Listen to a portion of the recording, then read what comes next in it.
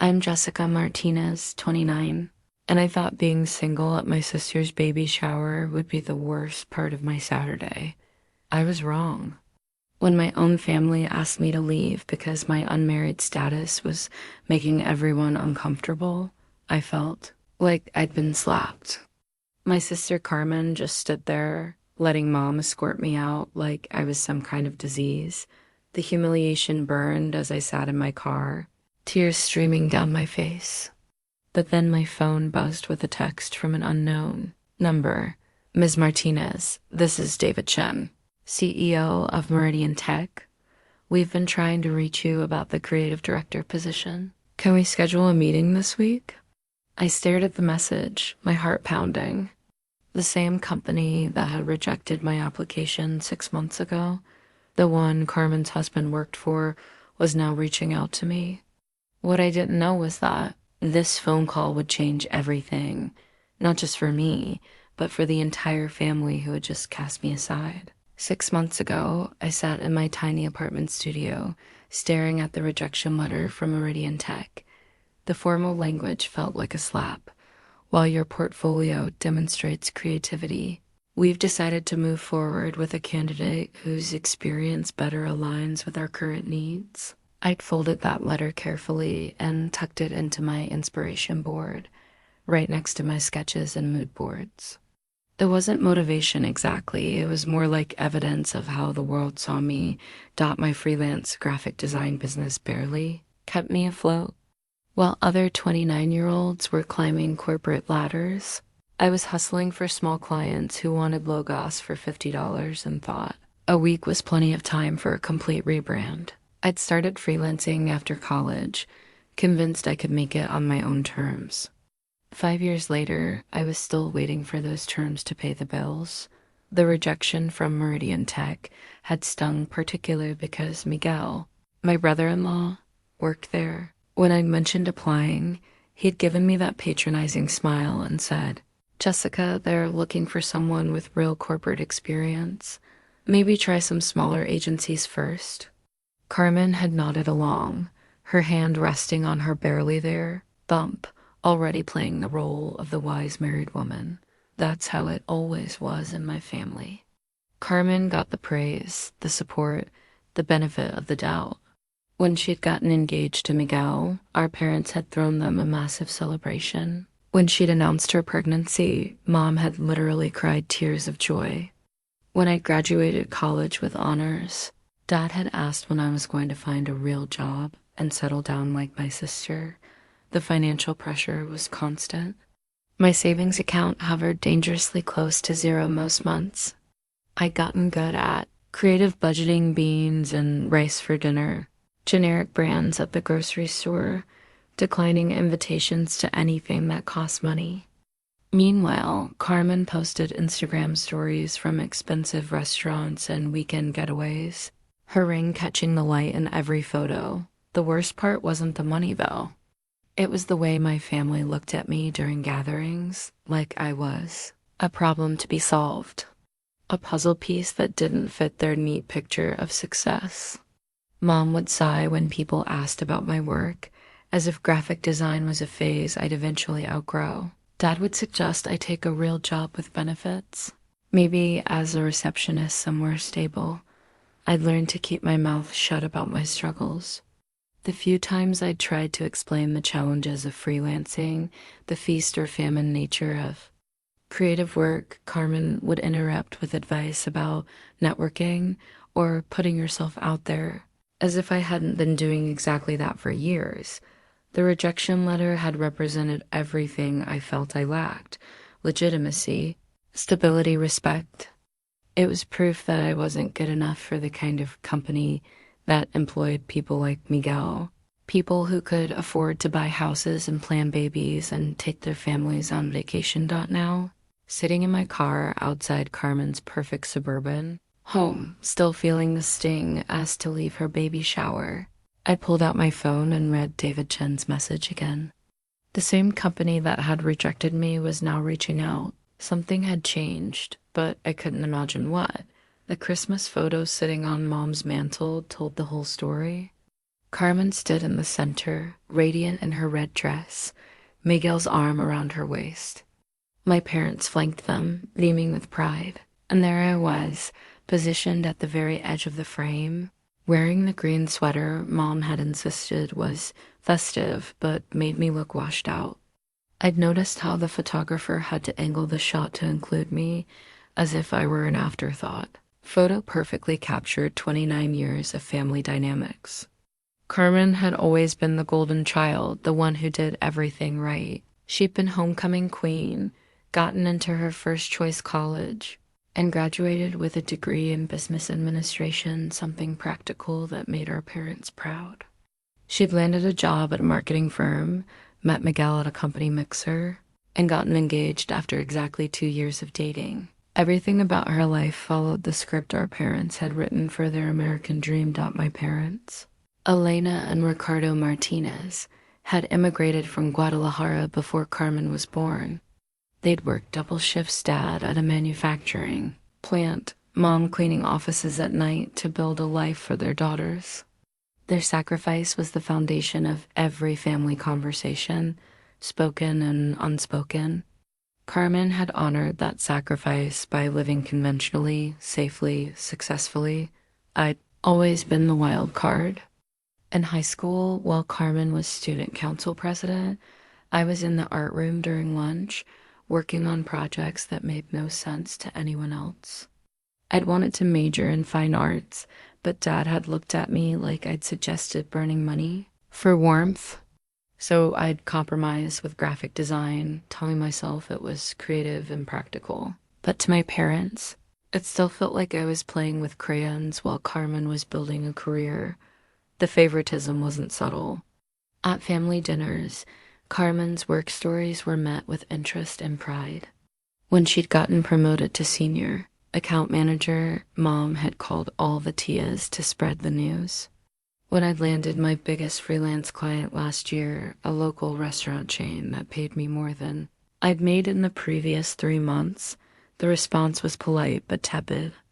"That's nice, Mia," Mom had said, already turning her attention to Carmen's wedding planning. Miguel's entrance into the family had only made things worse. He was everything my parents wanted in a son-in-law: educated, employed, ambitious. He called them Sonora and Center with just the right amount of respect. He brought flowers to Mom and talked business with Dad. He was the successful American professional their sacrifices had made possible. Miguel had never been particularly warm to me. From the beginning, he'd treated me like Carmen's little sister who hadn't quite figured out how to be an adult. When I'd ask about his work at Meridian Tech, he'd give vague, simplified answers, as if the details would be too complicated for me to understand. When I'd mentioned wanting to apply there, he'd been discouraging without being directly rude, the kind of passive dismissal that left me feeling foolish for even asking. Carmen had always been protective of Miguel in a way that felt possessive. If I tried to joke with him or include him in conversations, she'd redirect his attention back to her. It was subtle but constant. She'd link her arm through his, interrupt our conversations, or simply steer him away from wherever I was standing. Pregnancy had intensified everything. Carmen had become the family's precious Madonna, carrying the first grandchild. Every symptom was discussed, every craving catered to, every doctor's appointment reported in detail. I'd become even more invisible, if that was possible. My problems felt selfish in comparison to Carmen's glowing future motherhood. At family gatherings, I'd started noticing how conversations flowed around me. Plans were made without my input. Decisions were discussed as if I weren't there. I was 29 years old, but I felt like a child at the adults' table, tolerated but not truly included. The baby shower had been the culmination of years of small slights and quiet exclusions. When Mom had suggested I might be more comfortable leaving, she'd said it gently, almost kindly, but her words had cut deep. "You know how some of the older ladies are about these things? Maybe it's better if you go home and let Carmen enjoy her day." Carmen hadn't protested. She'd stood there, surrounded by her friends and their perfect lives, and let our mother escort me out of her celebration. In that moment, I felt the full weight of my position in the family, unwanted, unsuccessful, and utterly alone. I called David Chen back Sunday evening, my hands shaking as I dialed. Part of me expected it to be some kind of mistake. Maybe they'd confused me with another Jessica Martinez. But his voice was warm and professional when he answered. "Ms. Martinez, thank you for calling back. I hope I'm not catching you at a bad time." "Not at all, Mr. Chen, I have to admit. I'm surprised to hear from Meridian Tech. I applied for a position there about 6 months ago and was told you'd move forward with another candidate." There was a pause, and I could hear him clicking through something on his computer. "Yes, I see that application in our system. That was for a junior designer position, correct?" "I'm actually calling about something quite different. We're looking for a creative director, someone to lead our entire creative department." My heart stopped. Creative director? That was several levels above anything I'd ever applied for. "I'm flattered, Mr. Chan, but I think there might be some confusion. I'm a freelance graphic designer. I don't have corporate management experience. I understand your surprise, but we've been following your work.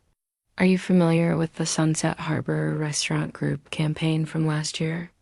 The complete rebrand with the hand-lettered logos and the vintage-inspired color palette.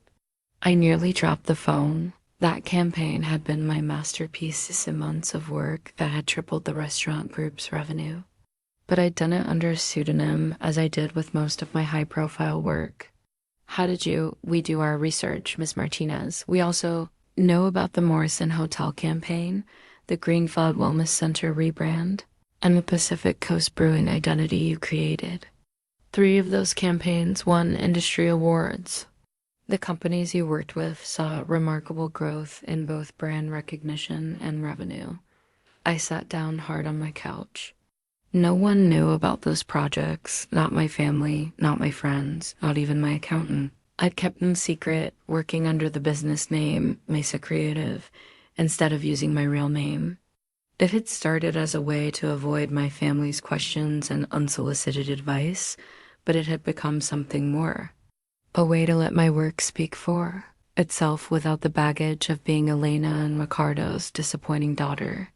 "I'm impressed by your detective work, Mr. Chun. We're thorough when we find talent like yours. The truth is, we've been watching Mesa Creative for over a year. When we realized you were the person behind it, we knew we had to reach out. Your work demonstrates exactly the kind of innovative thinking we need." But the position I applied for before, that was handled by our standard HR process. This is different. I'm personally recruiting you for this role. The creative director position comes with a team of 8 designers, a substantial budget, and full creative control over all of Meridian Tech's marketing materials, product packaging, and digital presence. I tried to process what he was saying. From rejection to creative director in 6 months? What changed? Our current creative department isn't meeting expectations. We need someone who can think strategically, execute flawlessly, and lead a team. Your portfolio shows you can do all. 3, I'd need to know more about the role, the company culture, the expectations, of course. Can you come in tomorrow for a formal interview? Say 10 a.m.? Tomorrow was Monday. I had a small logo project due and a client call scheduled, but neither felt important compared to this opportunity. "I'll be there." "Excellent. Ask for me at the front desk." "Oh, and Ms. Martinez, come prepared to discuss salary expectations. This is a senior executive position." After I hung up, I sat in my tiny living room, staring at the business card I'd kept from my previous interview. David Chen, CEO and founder. He'd been personally recruiting me. Me, the family failure who couldn't even get invited to stay at her own sister's baby shower. I thought about Miguel, who works somewhere in their marketing department. He'd probably be shocked to see me there, interviewing for a position that likely paid more than his. The irony wasn't lost on me. the same day my family had found me too embarrassing to include. I'd gotten a call that could change my entire life. I spent the rest of the evening preparing, pulling together my best work, researching the company, and trying to wrap my head around the possibility that everything was about to change. That night, I pulled out my secret weapon, a small USB drive I kept hidden in my desk drawer. On it was my real portfolio, the work I'd done under the Mesa. Creative name. 5 years of projects I'd never shown my family, never mentioned at gatherings, never used to defend myself when Dad questioned my career choices. The decision to work under a pseudonym had started small. After a particularly brutal family dinner where Miguel had made a comment about hobby designers and Carmen had laughed, I decided to spare myself the commentary. If I was going to fail, I'd fail quietly. If I was going to succeed, I'd let the work speak for itself. The Sunset Harbor Restaurant Group had been my breakthrough. They'd found me through a design blog where I'd submitted work anonymously. The owner, Maria Santos, had been skeptical about working with someone she'd never met in person, but my portfolio had won her over. 6 months later, their revenue had tripled, and they'd expanded from 3 locations to 12. I'd been meticulous about keeping my 2 identities separate. Mesa Creative had its own business account, its own email, its own social media presence. Jessica Martinez was the struggling freelancer who took whatever small jobs came her way. Mesa Creative was the ghost designer behind some of the most successful rebrands in the Pacific Northwest. The Morrison hotel campaign had been particularly satisfying. The boutique hotel had been struggling against big chains, losing their identity in a sea of generic hospitality brands. I created something that honored their 1920s heritage while feeling completely contemporary. The new identity had been featured in 3 design magazines and had won a regional advertising award. Jessica Martinez had celebrated alone in her apartment with takeout Chinese food. Pacific Coast Brewing had been my most challenging project. The craft brewery had been losing market share to sleeker, more modern competitors. Their original branding felt dated and amateur. I'd spent weeks researching craft beer culture, visiting breweries, talking to customers. The final identity I'd created was rugged but refined, authentic but approachable. Their sales had increased by 40% in the first quarter after the rebrand launched. Greenfield Wellness Center had been personal. The Holistic Health Center served a diverse community, many of whom were Spanish-speaking like my own family. I created bilingual materials that felt welcoming rather than clinical, using warm colors and hand-drawn illustrations that spoke to the center's philosophy of natural healing. The center had seen a 60% increase in new patients within 6 months. Each project had taught me something new about business, about psychology, about the power of visual communication. I'd learned to read market research, to understand consumer behavior, to think strategically about brand positioning. But I'd done it all in isolation, without mentors or colleagues or even friends to share the victories with. The irony was brutal. While my family saw me as an unemployed artist who couldn't get a real job, I'd been running a successful design consultancy. While they worried about my finances, I'd been earning more than most of them realized. While they questioned my career choices, I'd been winning awards and changing businesses. I kept it secret because I'd been afraid. Afraid of their judgment if I failed, afraid of their resentment if I succeeded. My family's narrative about me was so fixed. Jessica the dreamer, Jessica the disappointment, Jessica who couldn't get her act together. That success felt like it would upset some fundamental balance, but the secrecy it cost me. I'd missed out on celebrating achievements, on sharing my work with people who mattered to me, on feeling proud of what I'd accomplished. I'd let my family's low expectations become a prison, keeping my victories as hidden as my struggles. Now, preparing for the interview that could change everything, I wondered what would happen when the truth came out. How would Miguel react when he discovered his wife's unsuccessful sister was being recruited for a senior position at his company? How would Carmen feel when she realized I'd been hiding a successful career behind a pseudonym? Part of me was terrified that I wasn't ready for this level of responsibility. Leading a team, managing budgets, presenting to executives, these weren't skills I developed in my solitary freelance world. But another part of me was excited by the challenge. Maybe it was time to stop hiding behind Mesa Creative and step into the spotlight as Jessica Martinez. I spent hours organizing my portfolio, selecting the strongest pieces, preparing to reveal work that had been my secret for 5 years. Tomorrow, I'd walk into Meridian Tech not as the family disappointment, but as the designer behind some of the most successful campaigns in the region. It felt like stepping into a completely different life. Meridian Tech's headquarters was more impressive than I'd remembered from my previous visit. The building was all glass and steel, with a lobby that felt more like a high-end hotel than a corporate office. I dressed carefully, a navy blazer with my best dark jeans and heels that were professional but not trying too hard. I wanted to look like someone who belonged in a creative leadership role. David Chen met me at the elevator, and I was struck by how different this interaction felt from my previous interview. 6 months ago, I'd been shuffled through HR, interviewed by a junior manager, and made to feel like I was asking for a favor. Now the CEO was personally escorting me to the executive floor. "I'm excited to show you around," he said as we walked through the creative department. "This will be your domain if you accept the position."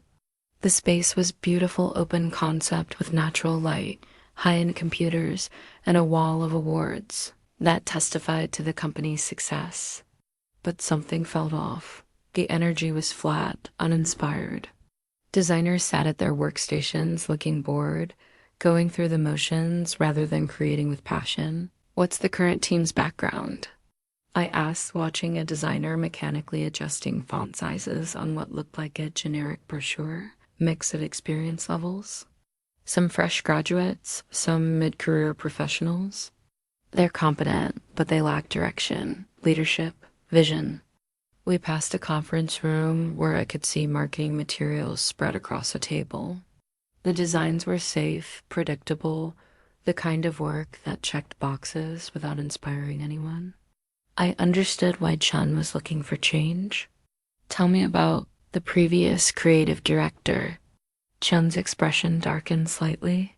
"He was with us for 3 years. Talented individual, but he didn't understand how to translate our company's innovation into compelling visual communication. Our marketing materials looked like they could belong to any tech company. No personality, no differentiation." He led Emmy to a corner office with floor-to-ceiling windows overlooking the city. "This would be your office.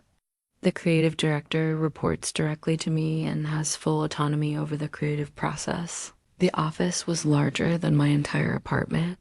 I tried not to let my amazement show, but Chan seemed to notice my reaction. "I believe in giving our leaders the resources they need to succeed. Now, let's talk about your work." For the next hour, I walked him through my portfolio. I watched his expression change as I revealed project after project, each one more impressive than the last.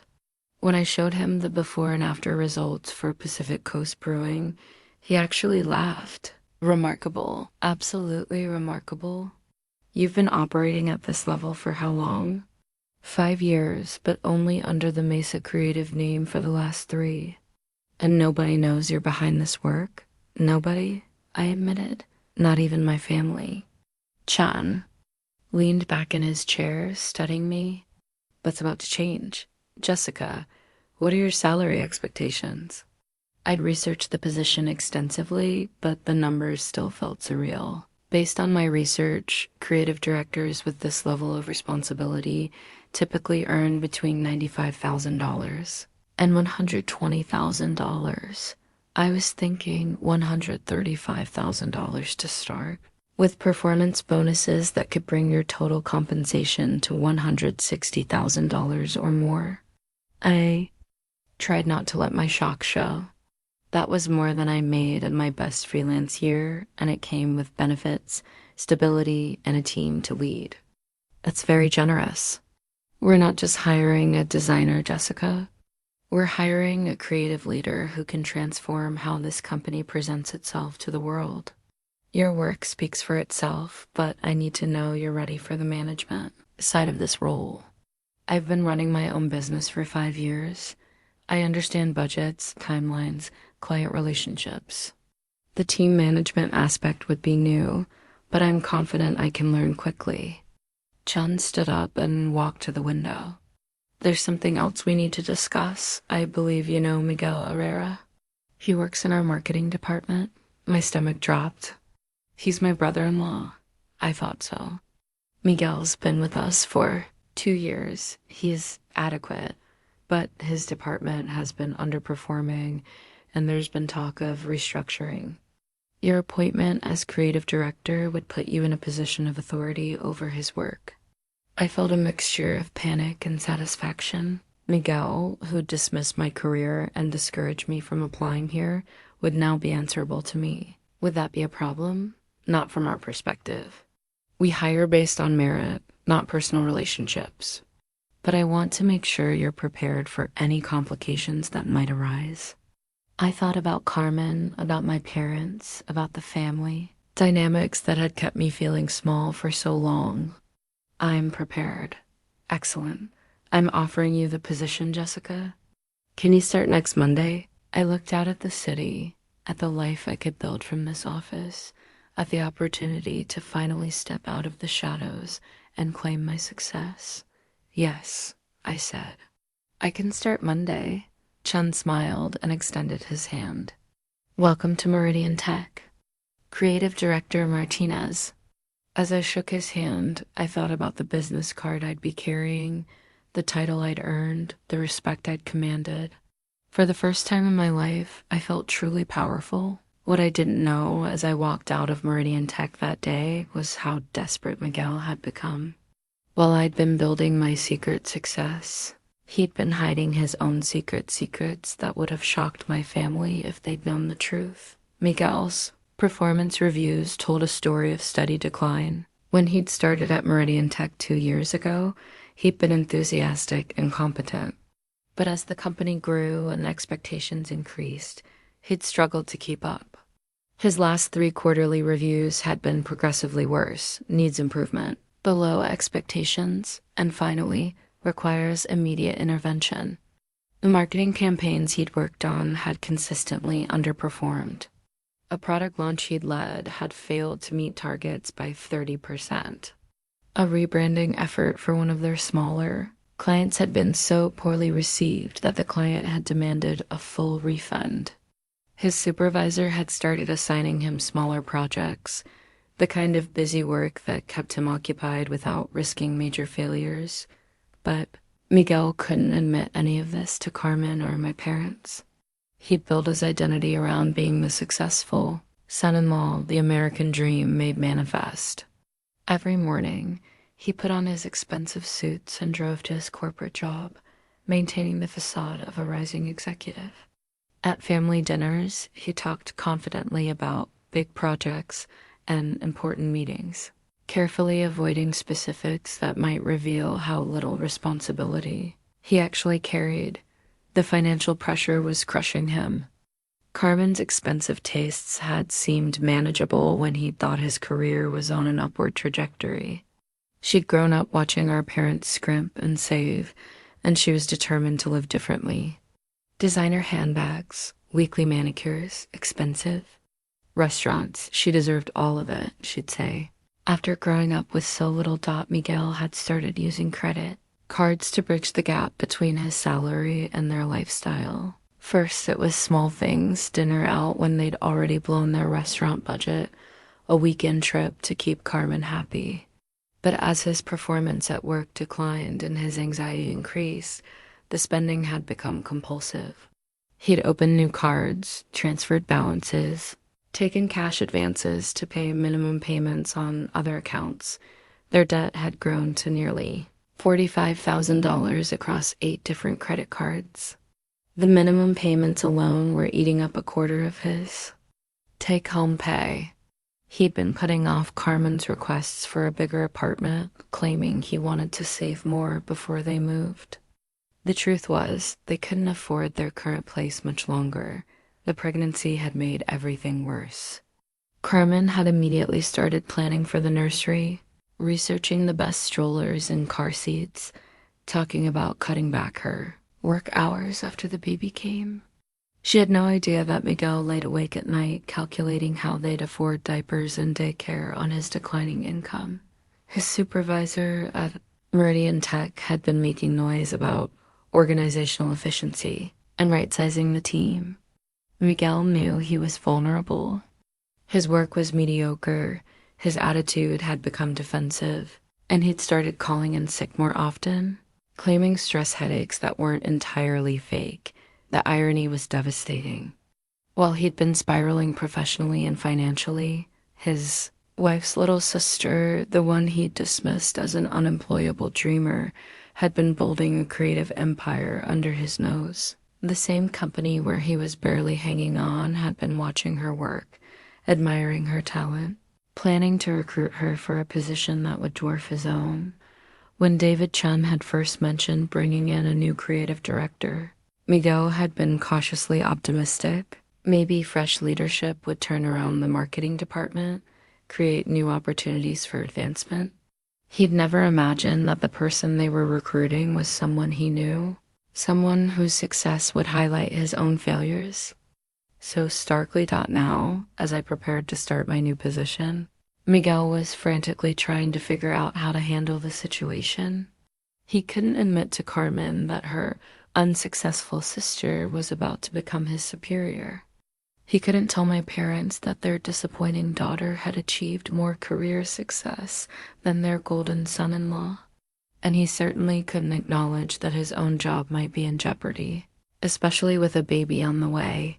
The performance review document sitting in his desk drawer felt like a ticking time bomb.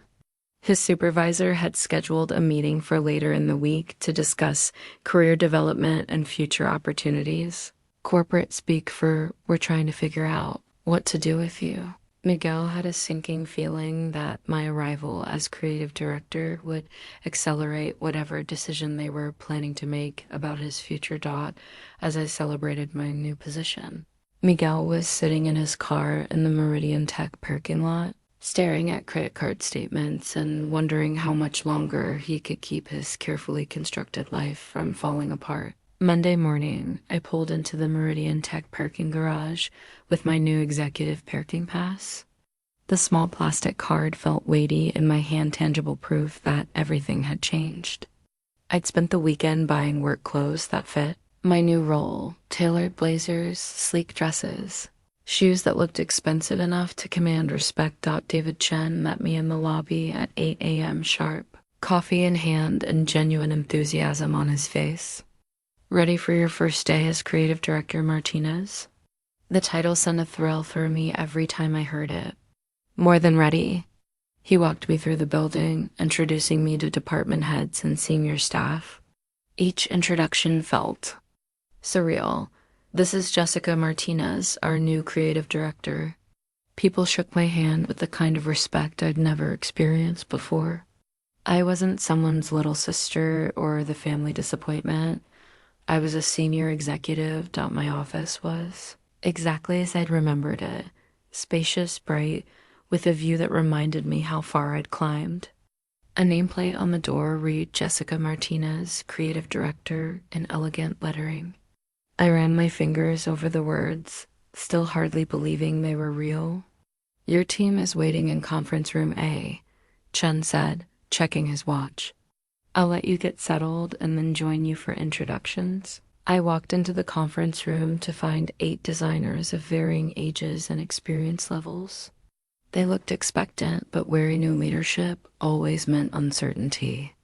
I introduced myself, shared some of my background, and outlined my vision. For the department, I know change can be unsettling, I said, looking around the table. But I want this to be a collaborative process. I'm here to support your creativity, not stifle it. As we discussed current projects and upcoming deadlines, I noticed the work was exactly as I'd observed during my interview, competent but uninspired. These were talented people who'd been operating without clear direction, creating work that met requirements without pushing boundaries. After the team meeting, Shane took me on a tour of the rest of the building. That's when I saw him, Miguel, walking down the hallway in his navy suit, looking every inch the successful corporate executive my family believed him to be. His eyes widened when he saw me. "Jessica, what are you doing here?" "Miguel, I'd like you to meet our new creative director, Jessica Martinez," Chen said with obvious satisfaction. I watched Miguel's face go through a series of expressions: confusion, disbelief, and something that looked like panic. "Creative director?" He repeated weakly. "Jessica will be overseeing all creative output, including marketing materials." "I believe your department works closely with creative?" "Yes," Miguel managed. "We work very closely with creative." "Excellent. I'll let you two catch up." Chen excused himself, leaving us alone in the hallway. Miguel stared at me as if I were a mirage. "How is this possible? You're a freelance designer. You don't have corporate experience." "Apparently, I have more experience than anyone realized," I said carefully. "This is a great opportunity for me. But Carmen said you were struggling, that you could barely pay your bills." I felt a flash of anger at the way my family had discussed my finances, but I kept my voice steady. "Things change quickly sometimes." Miguel's phone buzzed, and he glanced at it nervously. "I have to get to a meeting." "But Jessica, this is going to be complicated." "Only if we make it complicated, Miguel." As he walked away, I could see the tension in his shoulders, the way he kept checking his phone. Something was wrong. Beyond just the shock of seeing me in this new role, the rest of my first day was a whirlwind of meetings, system logins, and strategic planning sessions. I met with department heads, reviewed budgets, and started formulating plans for the creative overhaul Meridian Tech desperately needed. By 5 p.m., I was exhausted but exhilarated. I'd given direction to my team, approved new project timelines, and presented my initial assessment to Chan. Every interaction had reinforced that I belonged here, that I could handle this responsibility. As I gathered my things to leave, I noticed Miguel's desk through the glass wall of the marketing department. He was still there, staring at his computer screen with a look of deep concentration or deep worry. Papers were scattered around his workspace, and I could see the stress in his posture. I wondered what he would tell Carmen about seeing me here. Would he admit that her unsuccessful sister had been hired for a senior position? Would he mention that I now had oversight of his department's work? Driving home in rush hour traffic, I felt the weight of what had happened. In one day, I'd gone from family outcast to corporate executive. I'd stepped into a role that would challenge everything my family believed about me and about themselves. My phone buzzed with a text from Carmen. "How was your day? Any new freelance projects?" I stared at the message, considering how to respond. Soon, very soon, she would know the truth. But for now, I simply typed back, "Actually, yes. Got some interesting new work today." It wasn't a lie exactly. It just wasn't the whole truth. Not yet. I managed to keep my secret for exactly 3 days. On Thursday evening, Carmen called me, her voice tight with something I couldn't identify. "Jessica, we need to talk. Can you come over tonight? Is everything okay? Is the baby's fine? Just come over. Miguel will be here too." The drive to Carmen's house felt ominous. Their neighborhood was one of those planned communities where every house looked subtly different, but followed the same expensive template. Carmen and Miguel's house was a 2-story colonial with a perfectly manicured lawn, the kind of place that screamed successful young couple. Carmen answered the door looking pale and tired. Her pregnancy was showing more now, a small bump that she usually cradled protectively. But tonight, her hands hung at her sides. "Come in," she said, not meeting my eyes. Miguel was sitting at their dining room table, my first paycheck spread out in front of him. The envelope was torn open, and I could see my pay stub with its shocking numbers clearly visible. "Explain this," Carmen said, pointing at the paperwork. I felt a surge of anger. "Did you go through my mail?"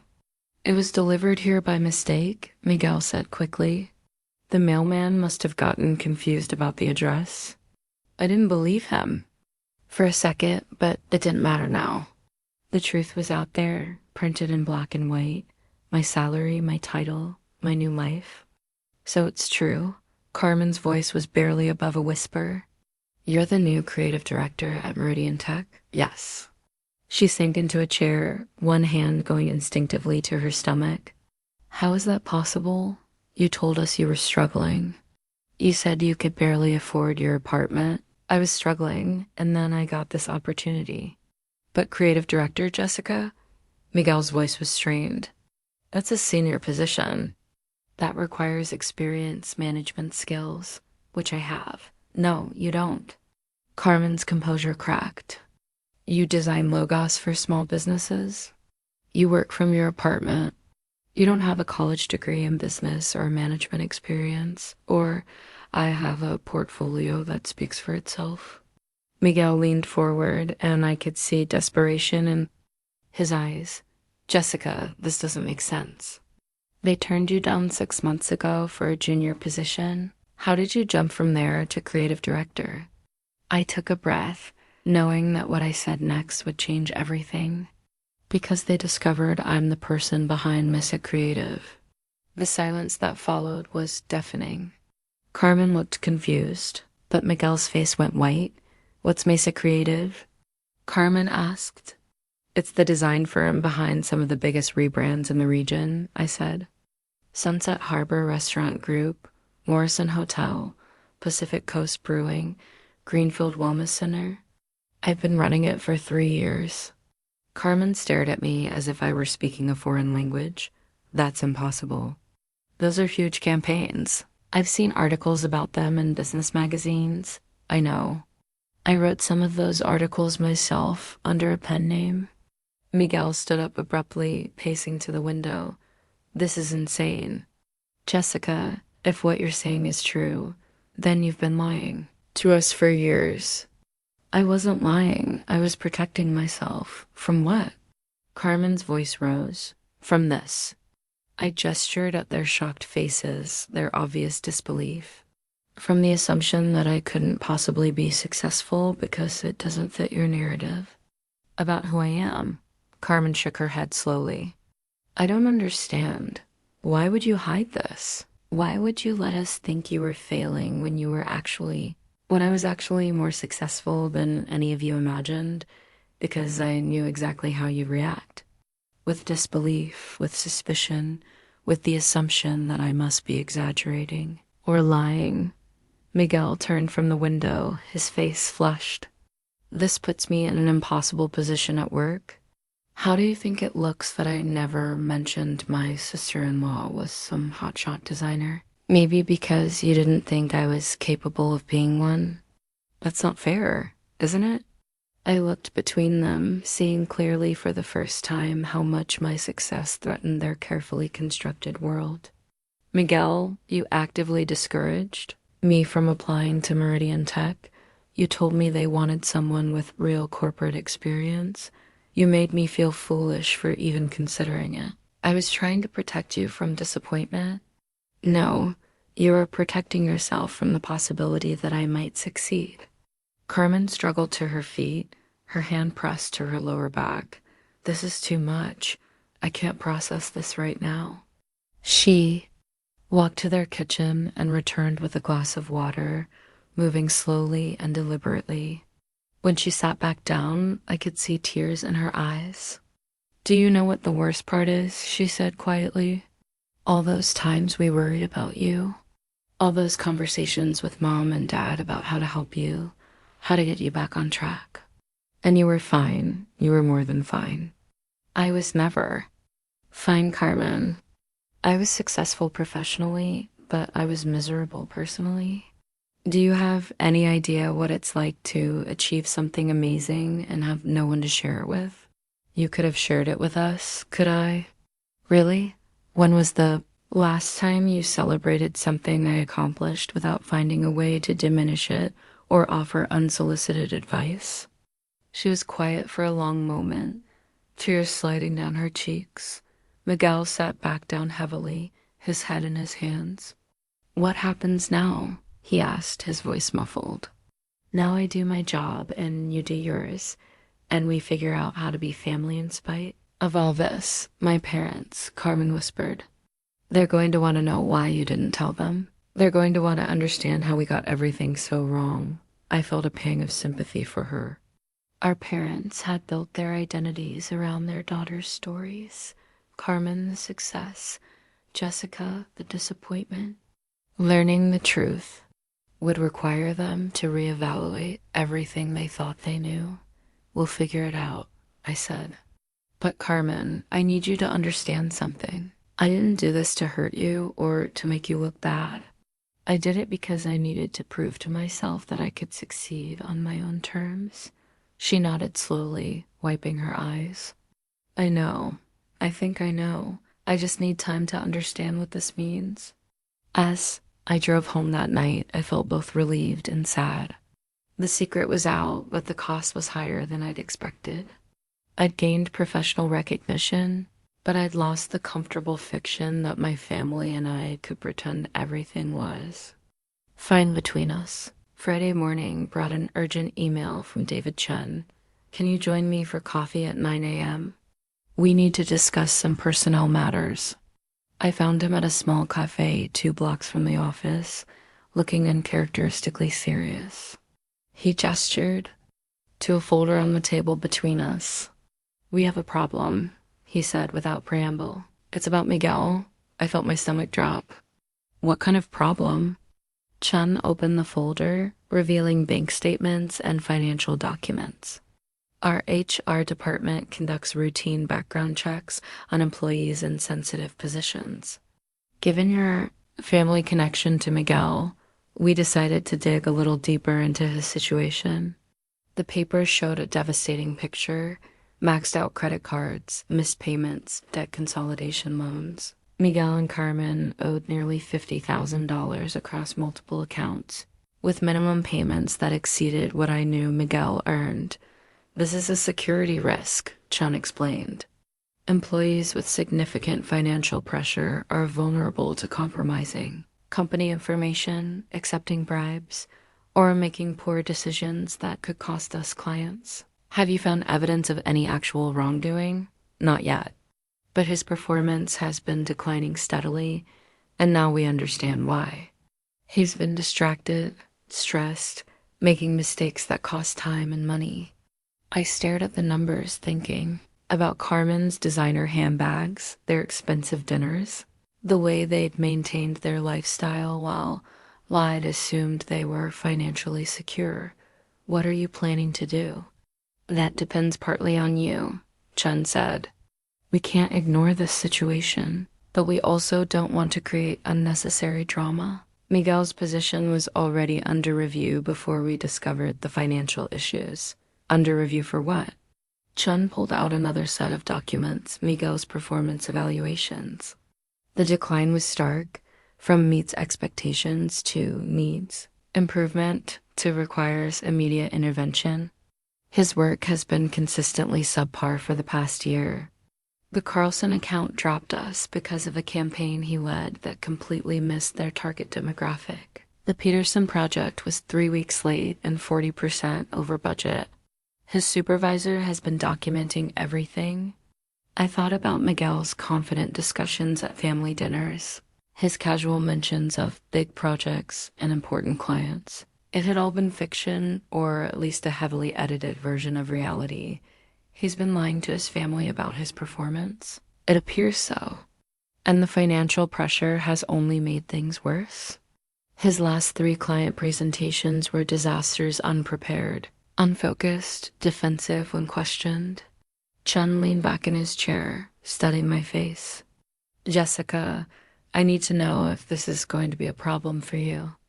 Can you maintain professional objectivity with Miguel, knowing what you know now? I considered the question carefully. Part of me felt sorry for Miguel, the pressure he must be under, the fear of disappointing Carmen and my parents. But another part of me was angry that he'd been so dismissive of my career while his own was falling apart. I can be professional, I said, but I need to understand what you're asking me to do. Miguel's department works directly with creative on most projects. You'll be reviewing his work, approving his campaigns, potentially recommending personnel changes. Can you handle that without letting personal feelings interfere? Yes, but Chen, if Miguel is struggling this much, shouldn't someone try to help him? We've tried. His supervisor has offered additional training, adjusted his workload, provided mentoring. Miguel has been defensive and resistant to feedback. At some point, we have to prioritize the company's needs. The weight of the situation settled on me. Miguel's career was in jeopardy, which meant Carmen's financial security was at risk, especially with a baby coming. My family's golden couple was built on a foundation of debt and professional failure. How long does he have?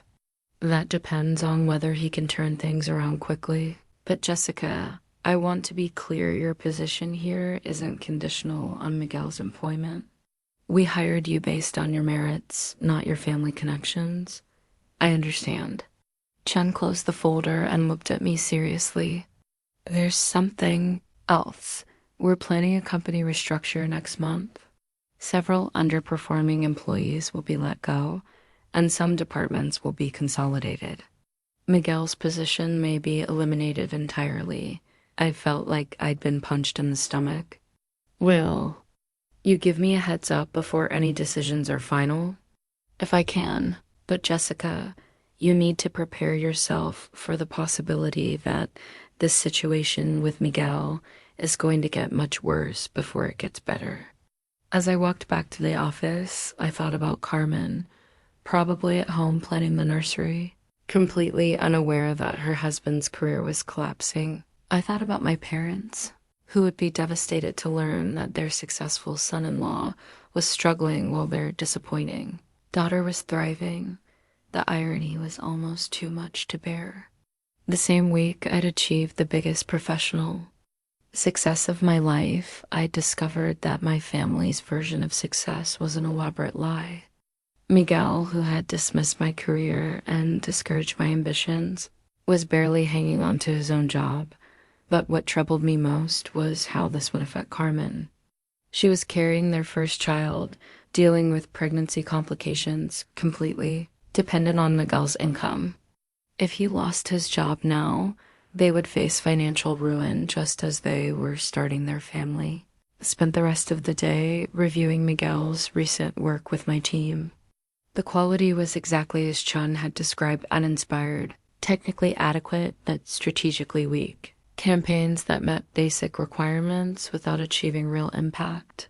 Looking at his work, I could see the stress and distraction Chen had mentioned. These weren't the projects of someone fully engaged with their job. They were the desperate efforts of someone trying to survive until the next paycheck. As I left the office that evening, I saw Miguel in the parking garage, sitting in his car with his phone pressed to his ear. Even from a distance, I could see the tension in his posture, the way he kept running his free hand through his hair. I wondered who he was talking to. Carmen? A creditor?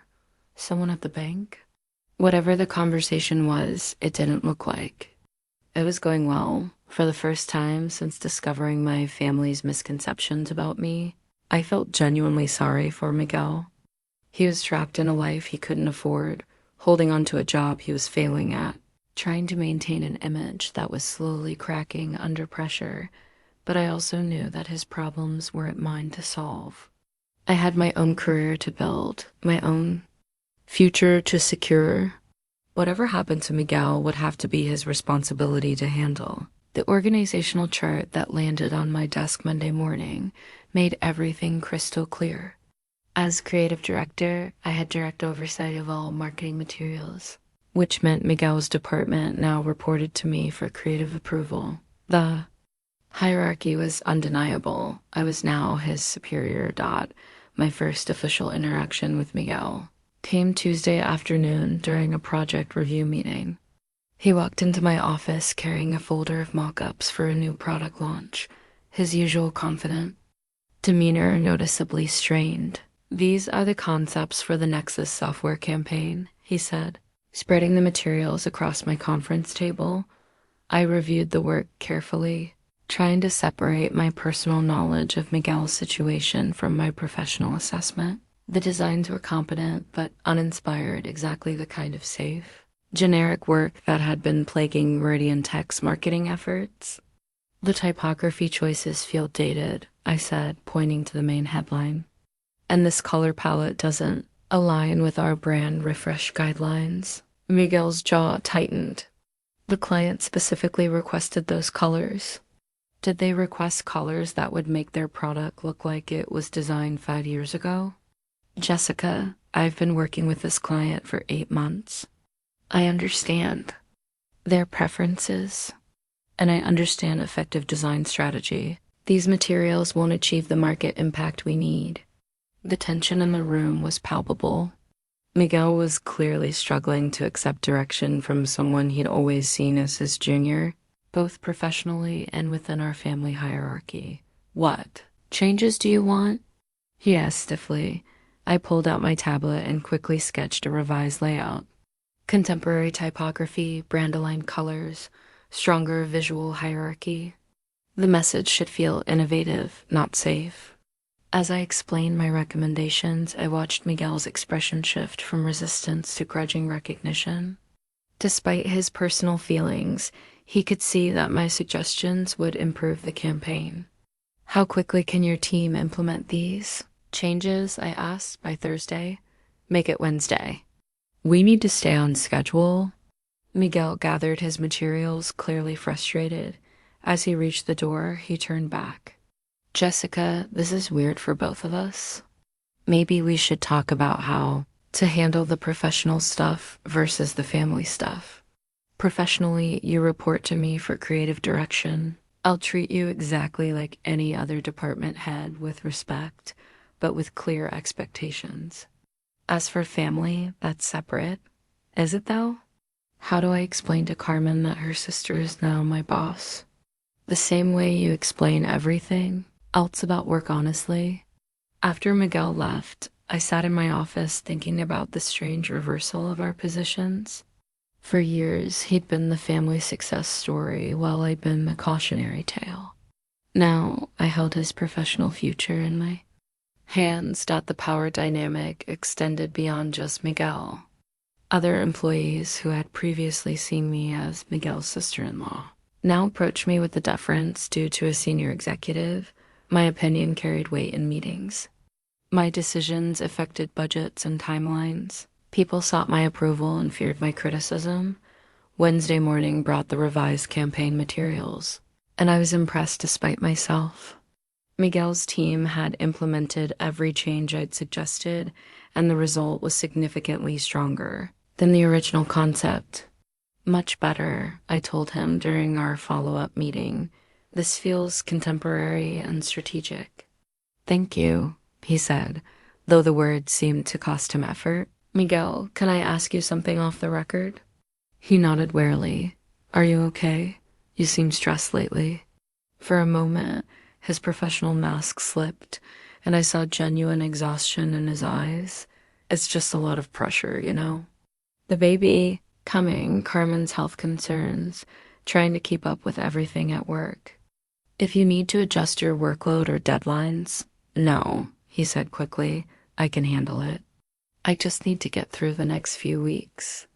I wanted to tell him that I knew about the debt, the performance issues, the precarious state of his employment, but I couldn't reveal what Chen had shared with me confidentially. "If there's anything I can do to help, professionally speaking, let me know."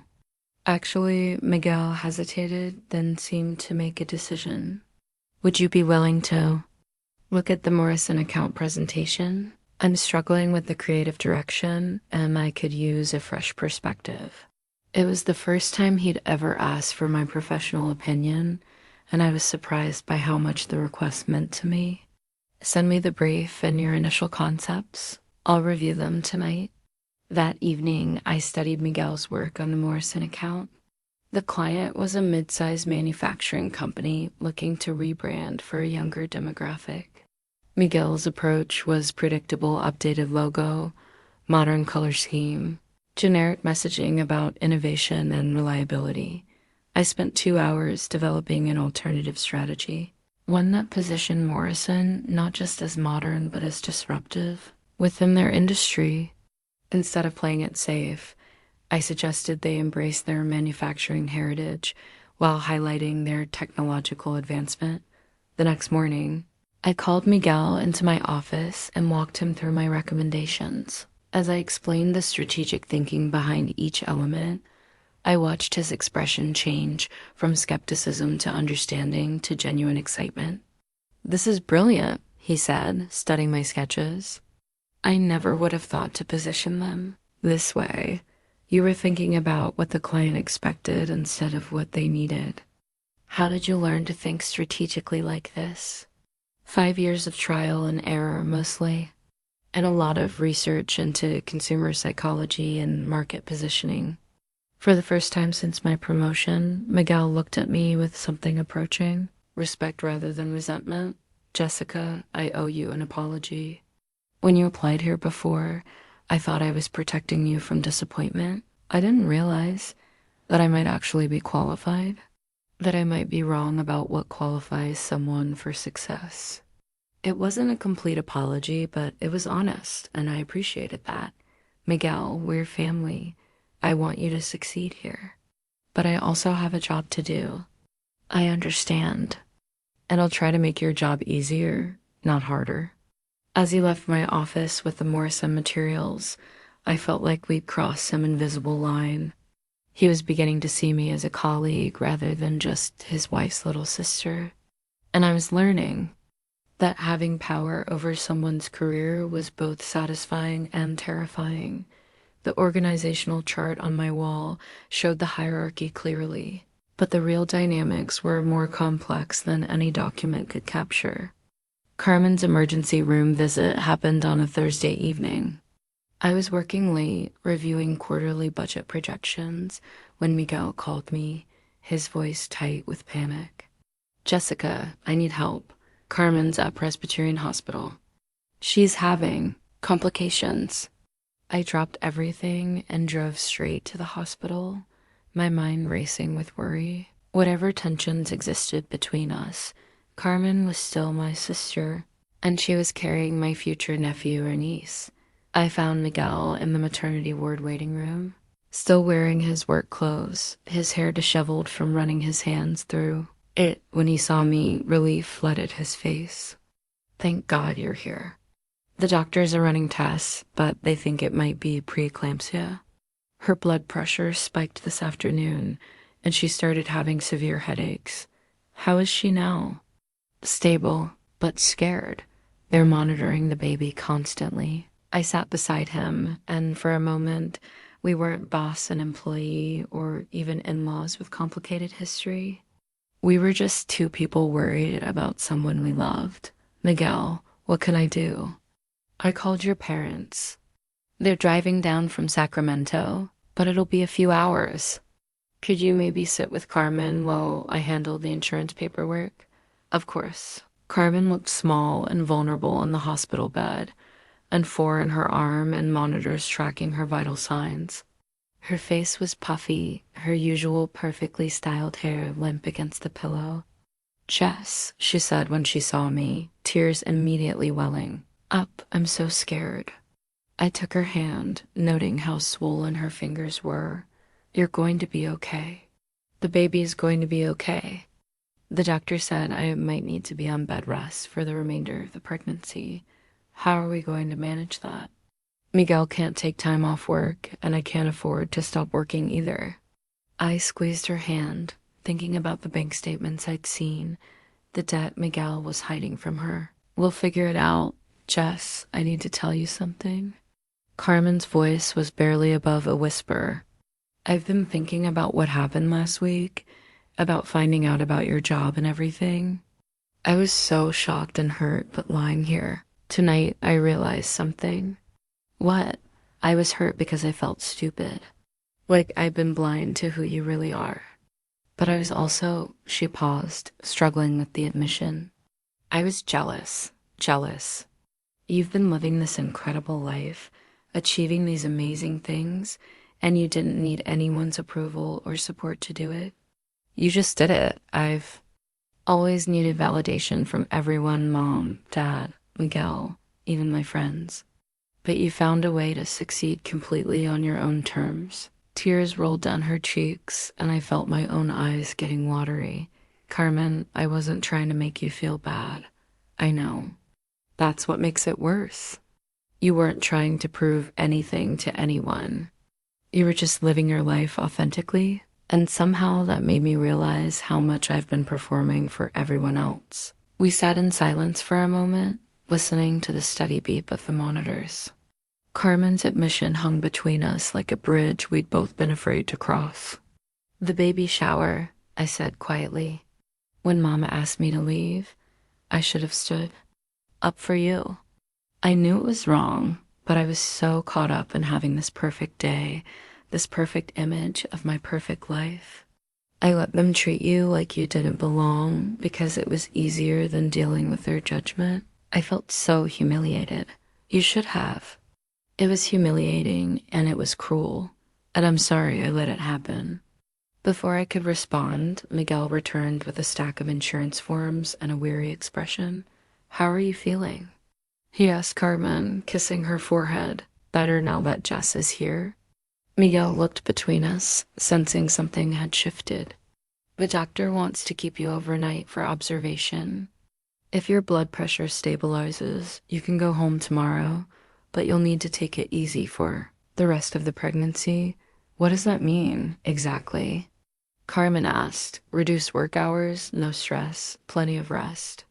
Basically the opposite of your normal schedule. I saw Miguel's jaw tighten as he said this, and I knew he was calculating the financial impact of Carmen cutting her hours. With his job already in jeopardy and their debt mounting, her reduced income would be catastrophic. I'll help, I heard myself saying. Whatever you need, doctor's appointments, grocery shopping, help around the house, I can adjust my schedule. Miguel looked surprised. Jessica, you have your own job to worry about. Family comes first. The irony wasn't lost on me. A week ago, my family had made me feel unwelcome at a celebration. Now I was offering to rearrange my life to help them through a crisis. Our parents arrived an hour later, breathless with worry and full of questions. Mom immediately took charge, fussing over Carmen and interrogating the nurses about her care. Dad stood awkwardly in the corner, clearly uncomfortable with the medical setting but trying to project calm authority. Mia, you need to focus on staying healthy, Mom told Carmen. Don't worry about anything else. But Mom, the baby's room isn't ready, and I was supposed to finish the registry. And Miguel's been working so much, I can help with that. I offered again. Dad looked at me with confusion. Jessica, don't you have your own work to do? That freelance business of yours? Miguel and Carmen exchanged glances. The secret of my new position still hadn't been shared with our parents, and this wasn't the time or place for explanations. I'm between projects right now, I said simply. I have flexibility. Later that evening, after Carmen had been settled for the night and our parents had gone to their hotel, Miguel and I found ourselves alone in the hospital cafeteria, sharing terrible coffee and stale sandwiches. Thank you, he said, for being here, for offering to help. I know things have been complicated between us. Miguel, can I ask you something honestly? Sure, are you okay? Financially, I mean. Carmen's going to need medical care, possibly extended bed rest. And if she has to cut her work hours, Miguel's face went pale. We'll manage. Will you, though? Because if you need help, if there are resources or options, Jessica, I can't. He stopped, rubbing his face with both hands. I can't ask you for money. Not now, not when you're my boss at work. It would be too weird, too complicated. I wasn't offering money. I was offering to help you figure out solutions. Miguel was, quiet for a long moment, staring into his coffee cup. The truth is, we're in trouble. More trouble than Carmen knows. And with the baby coming and her health issues, I don't know how we're going to make it work. Have you talked to anyone about financial planning, debt counseling? I've been trying to handle it myself, but it's getting out of control. I thought about the performance reviews Chen had shown me, the company restructuring that was coming, the high probability that Miguel would lose his job in the next few weeks. He was facing a perfect storm of professional and personal crises, and he had no idea how bad things were about to get. Miguel, whatever happens, Carmen and the baby will be okay. We'll make sure of that. He looked at me with something like gratitude mixed with shame. I never thought I'd be in this position. When I married Carmen, I thought I had everything figured out. None of us have everything figured out. As we sat in that sterile hospital cafeteria, I realized how much our relationship was changing. The power dynamics from work seemed less important here, overshadowed by family loyalty and genuine concern for people we both loved. Carmen's health scare had shifted something fundamental between us. Whatever resentments or misunderstandings existed, they felt secondary to making sure she and the baby were safe. 3 weeks later, I stood on the stage at the Pacific Marketing Awards ceremony, holding a golden trophy that felt surreal in my hands. The Morrison manufacturing campaign, the one Miguel and I had collaborated on, had just won Campaign of the Year for strategic innovation and market impact. This award recognizes exceptional creativity in repositioning an established brand for new market segments. The presenter announced, the Morrison campaign achieved a 200% increase in brand awareness and a 150% boost in sales within the first quarter of launch. The audience applauded as I approached the microphone, my heart pounding with a mixture of excitement and disbelief. 6 months ago, I'd been eating ramen noodles and worrying about rent. Now I was accepting industry recognition for work that had fundamentally changed a company's trajectory. Thank you, I began, looking out at the crowd of marketing professionals and business leaders. This campaign succeeded because it challenged assumptions about what manufacturing companies can be in the modern marketplace. Sometimes the biggest risk is playing it safe. I spotted Miguel in the audience, clapping enthusiastically despite everything that had happened between us. Carmen was home on bed rest, but she'd insisted he attend to represent the family. After the ceremony, reporters from Marketing Weekly and Pacific Business Journal approached me for interviews. They wanted to know about my background, my design philosophy, my plans for Meridian Tech's creative direction. You came out of nowhere, one journalist commented. 6 months ago, nobody in the industry knew your name. Now you're winning major awards. What's your secret? I've been building toward this for years, I said carefully. Sometimes success happens gradually, then suddenly. The questions felt surreal. People were treating me like an expert, hanging on my words, asking my opinion about industry trends and creative strategies. It was everything I dreamed of during those lonely nights working on anonymous projects in my apartment. David Chen appeared at my elbow, beaming with pride. Jessica, there are some people I'd like you to meet. He introduced me to CEOs, creative directors from other agencies, and potential clients who'd heard about the Morrison success. Business cards accumulated in my purse as conversation flowed around collaborative opportunities and consulting projects.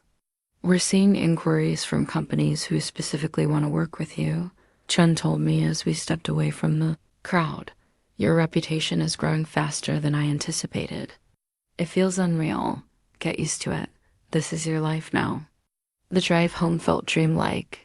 I kept glancing at the award sitting on my passenger seat, its golden surface catching the streetlights. My phone buzzed constantly with congratulatory messages from my team, from colleagues, even from clients I'd worked with years ago, who'd finally learned my real identity. But the message that meant the most came from Carmen. Saw the live stream. From the hospital. So proud of you. Can't wait to hear all about it.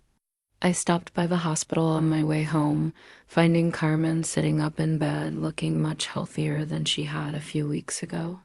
Her blood pressure had stabilized and she was scheduled to go home the next day. "Look at you, award winner," she said as I walked in, the trophy tucked under my arm. "Look at you, looking like yourself again." I set the award on her bedside table where she could examine it. "Wow, it's heavy. And your name is really engraved on it."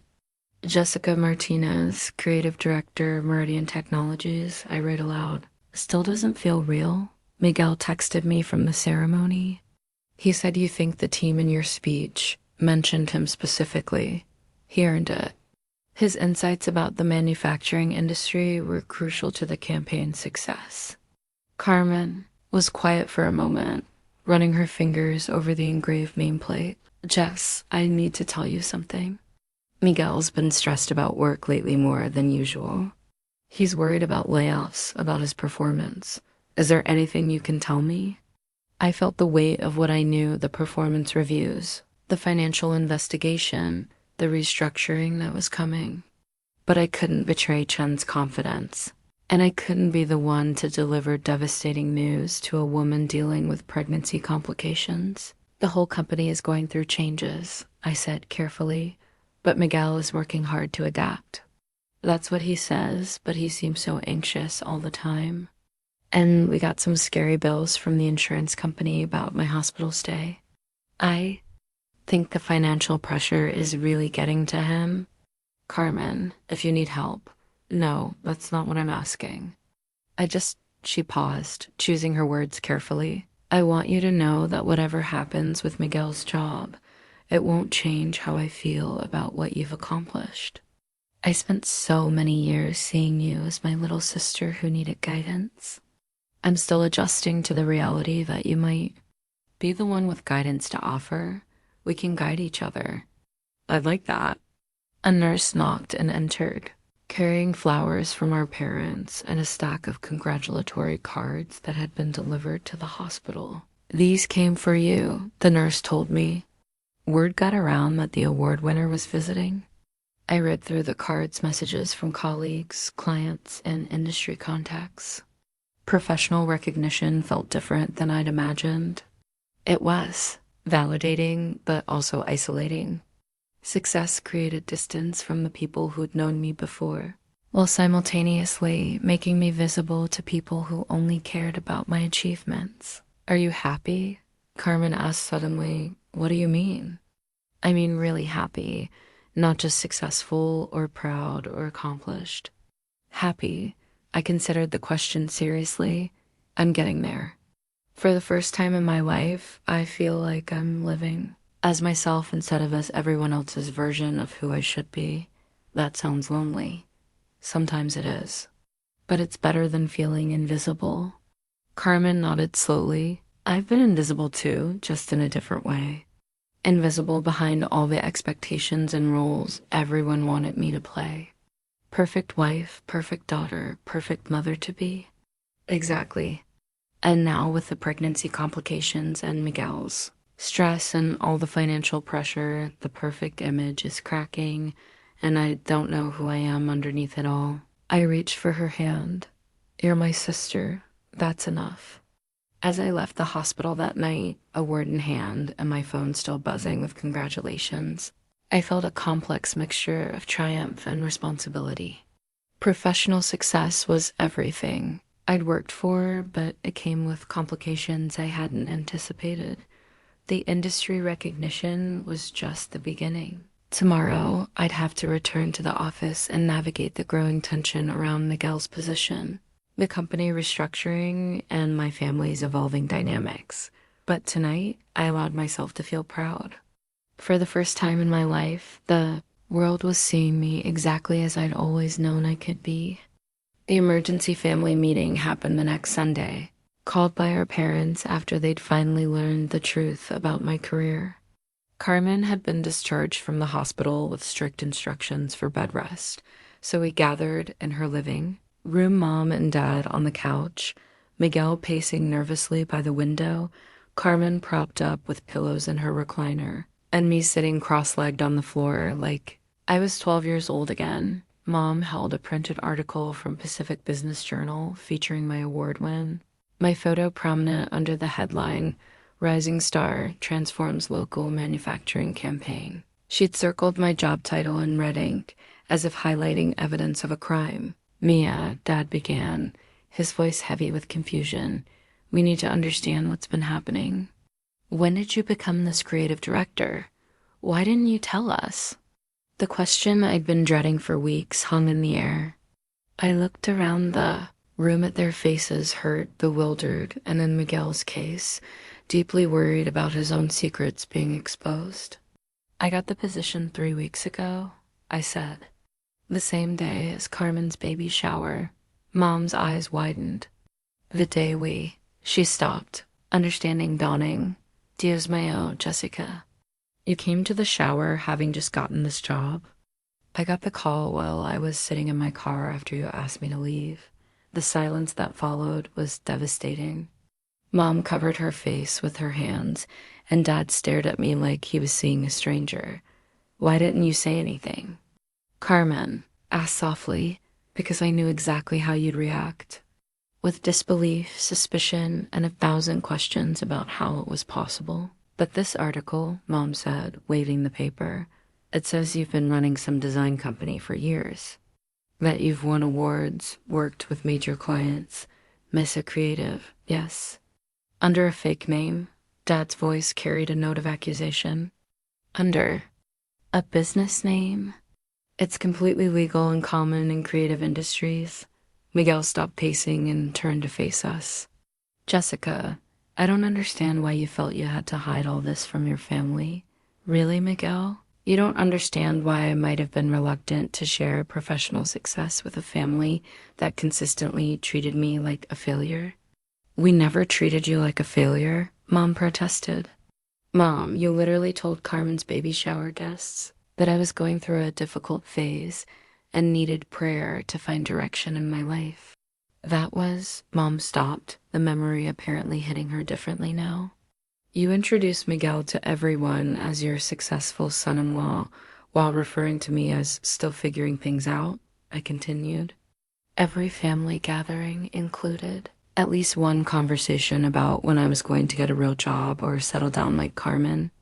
Dad leaned forward, his voice gentle but strained. Mia, we were worried about you. We saw you struggling financially, living in that tiny apartment, always stressed about money. I was building a business. All entrepreneurs struggle in the beginning. But you let us help you with rent, with groceries, Mom said. If you were making money from this Mesa Creative, why did you need our help? I felt heat rise in my cheeks. Because I was reinvesting everything back into the business. And because when you offered help, I thought it meant you cared about me, not just about solving the problem of my existence. Carmen shifted uncomfortably in her chair. Jess, we do care about you. We've always cared.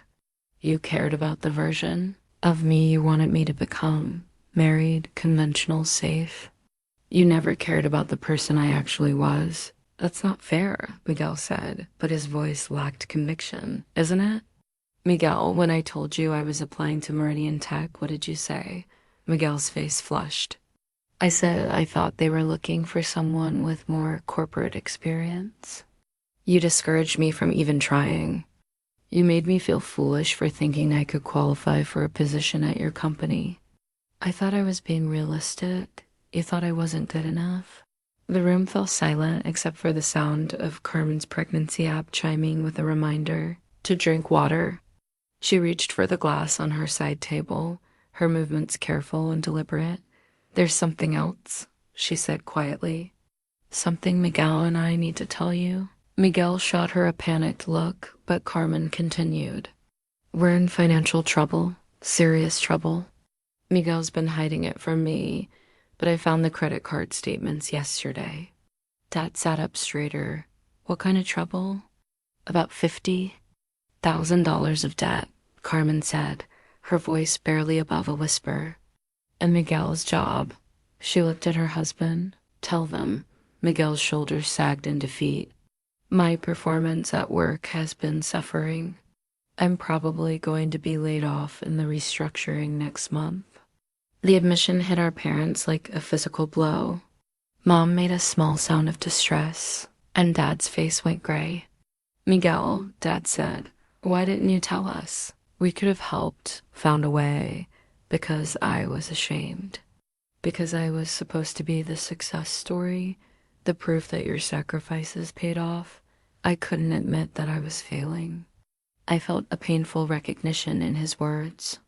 We'd both been trapped by our family's narratives about him by the pressure to maintain his image as the golden son-in-law, me by the assumption that I was the family disappointment. So let me understand this, Mom said slowly. Jessica has been secretly successful while pretending to struggle, and Miguel has been secretly struggling while pretending to be successful.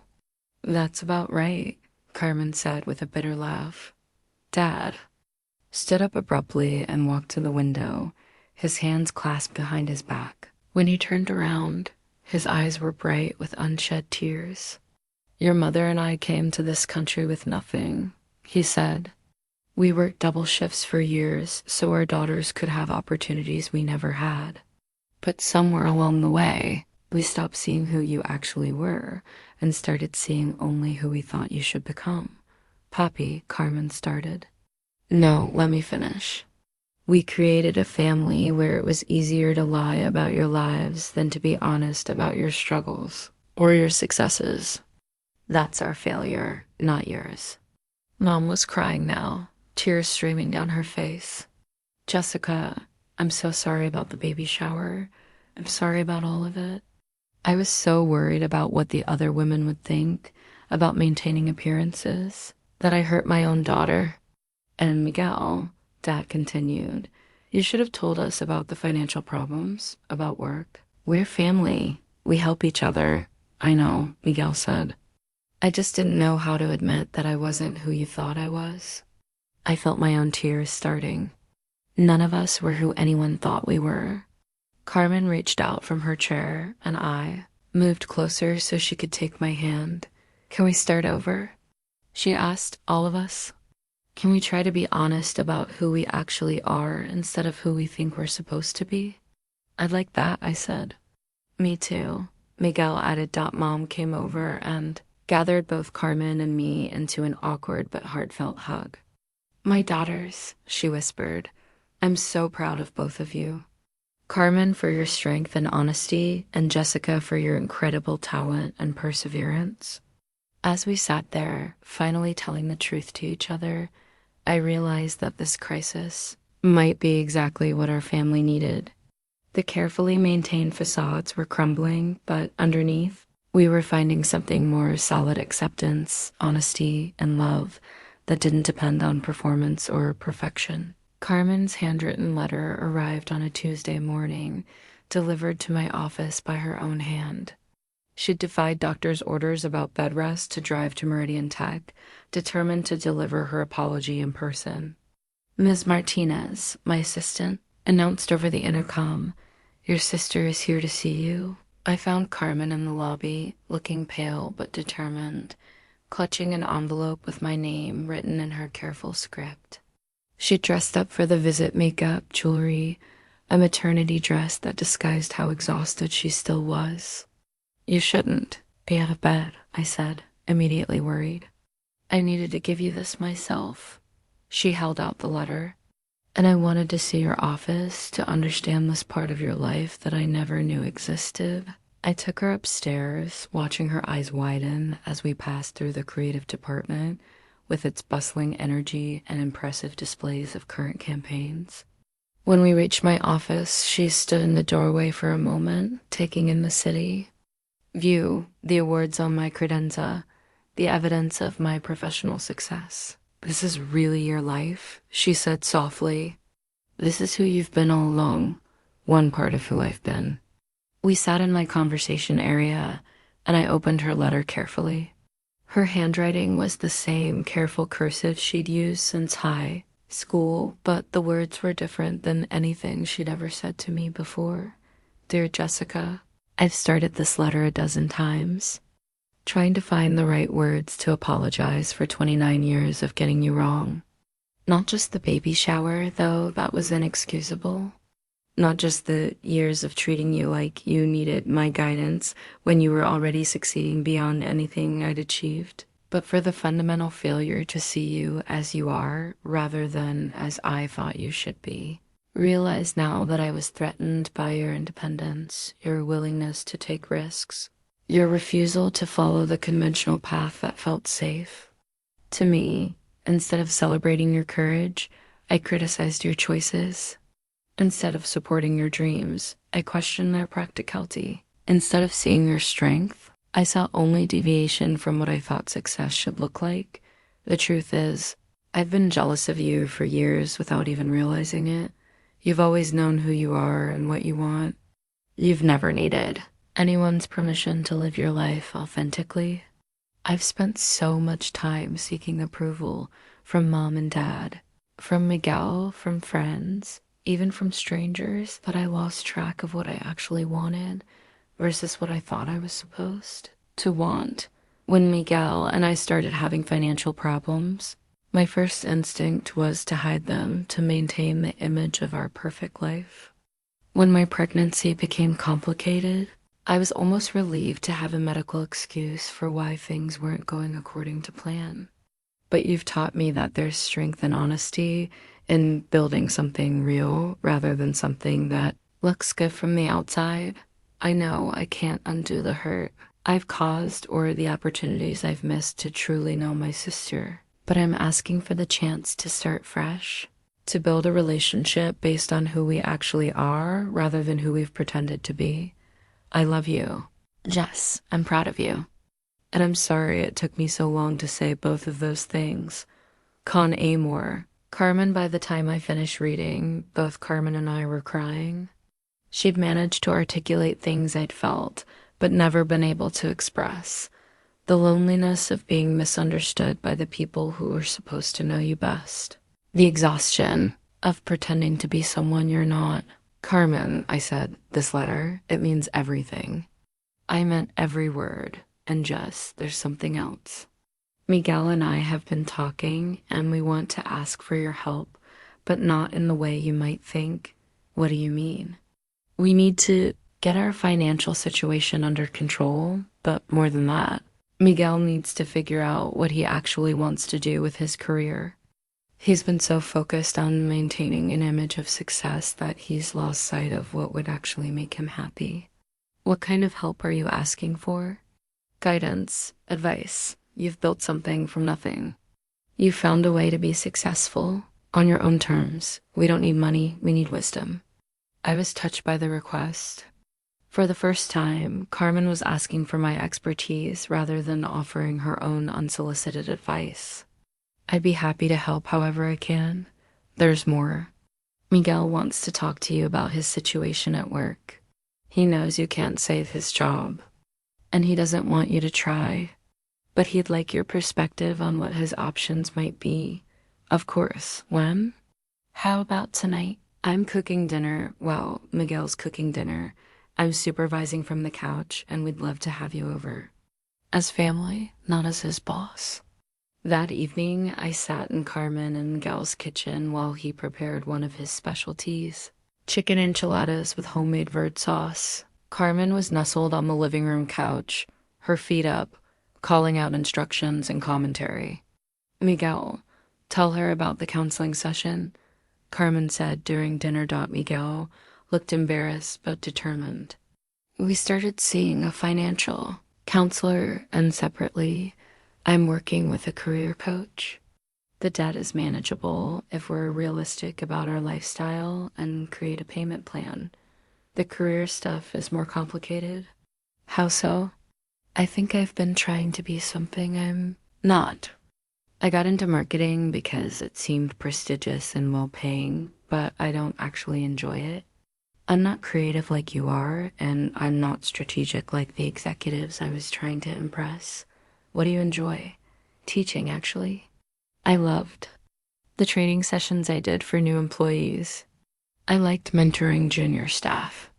I've been thinking about education, maybe getting my teaching credential, working in corporate training, or even going back to school. That's a big change. Smaller salary, definitely, but potentially more satisfaction.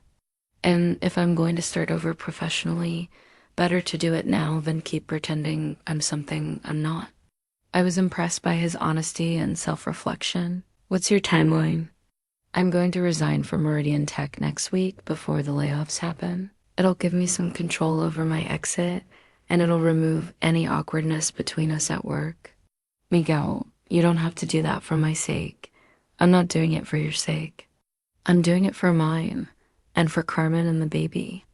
I want to build something real, even if it's smaller than what I thought I wanted. Carmen smiled at him from across the table. We're both learning to value authenticity over image. What about the debt? I asked. 3-year payment plan, Carmen said. We've cut up the credit cards, moved to a strict budget, and I'm picking up some freelance bookkeeping work I can do from home. It won't be easy, but it's manageable. And the baby will be loved and cared for, even if not spoiled with expensive things, Miguel said. Turns out what matters most doesn't cost money. As I drove home that night, I reflected on how much had changed in just a few weeks. The family crisis had forced all of us to confront our assumptions about success, happiness, and what it meant to support each other. Carmen's letter sat on my passenger seat, a tangible reminder that healing was possible, that relationships could be rebuilt on honesty rather than pretense. For the first time in years, I felt like I had a sister rather than just a family obligation. Miguel's decision to leave Meridian Tech would eliminate the professional complications between us, but more importantly, it represented his commitment to living authentically rather than maintaining an image. I respected his courage, even as I worried about the financial implications for their growing family. But what struck me most was how our individual decisions to stop hiding had created space for genuine connection.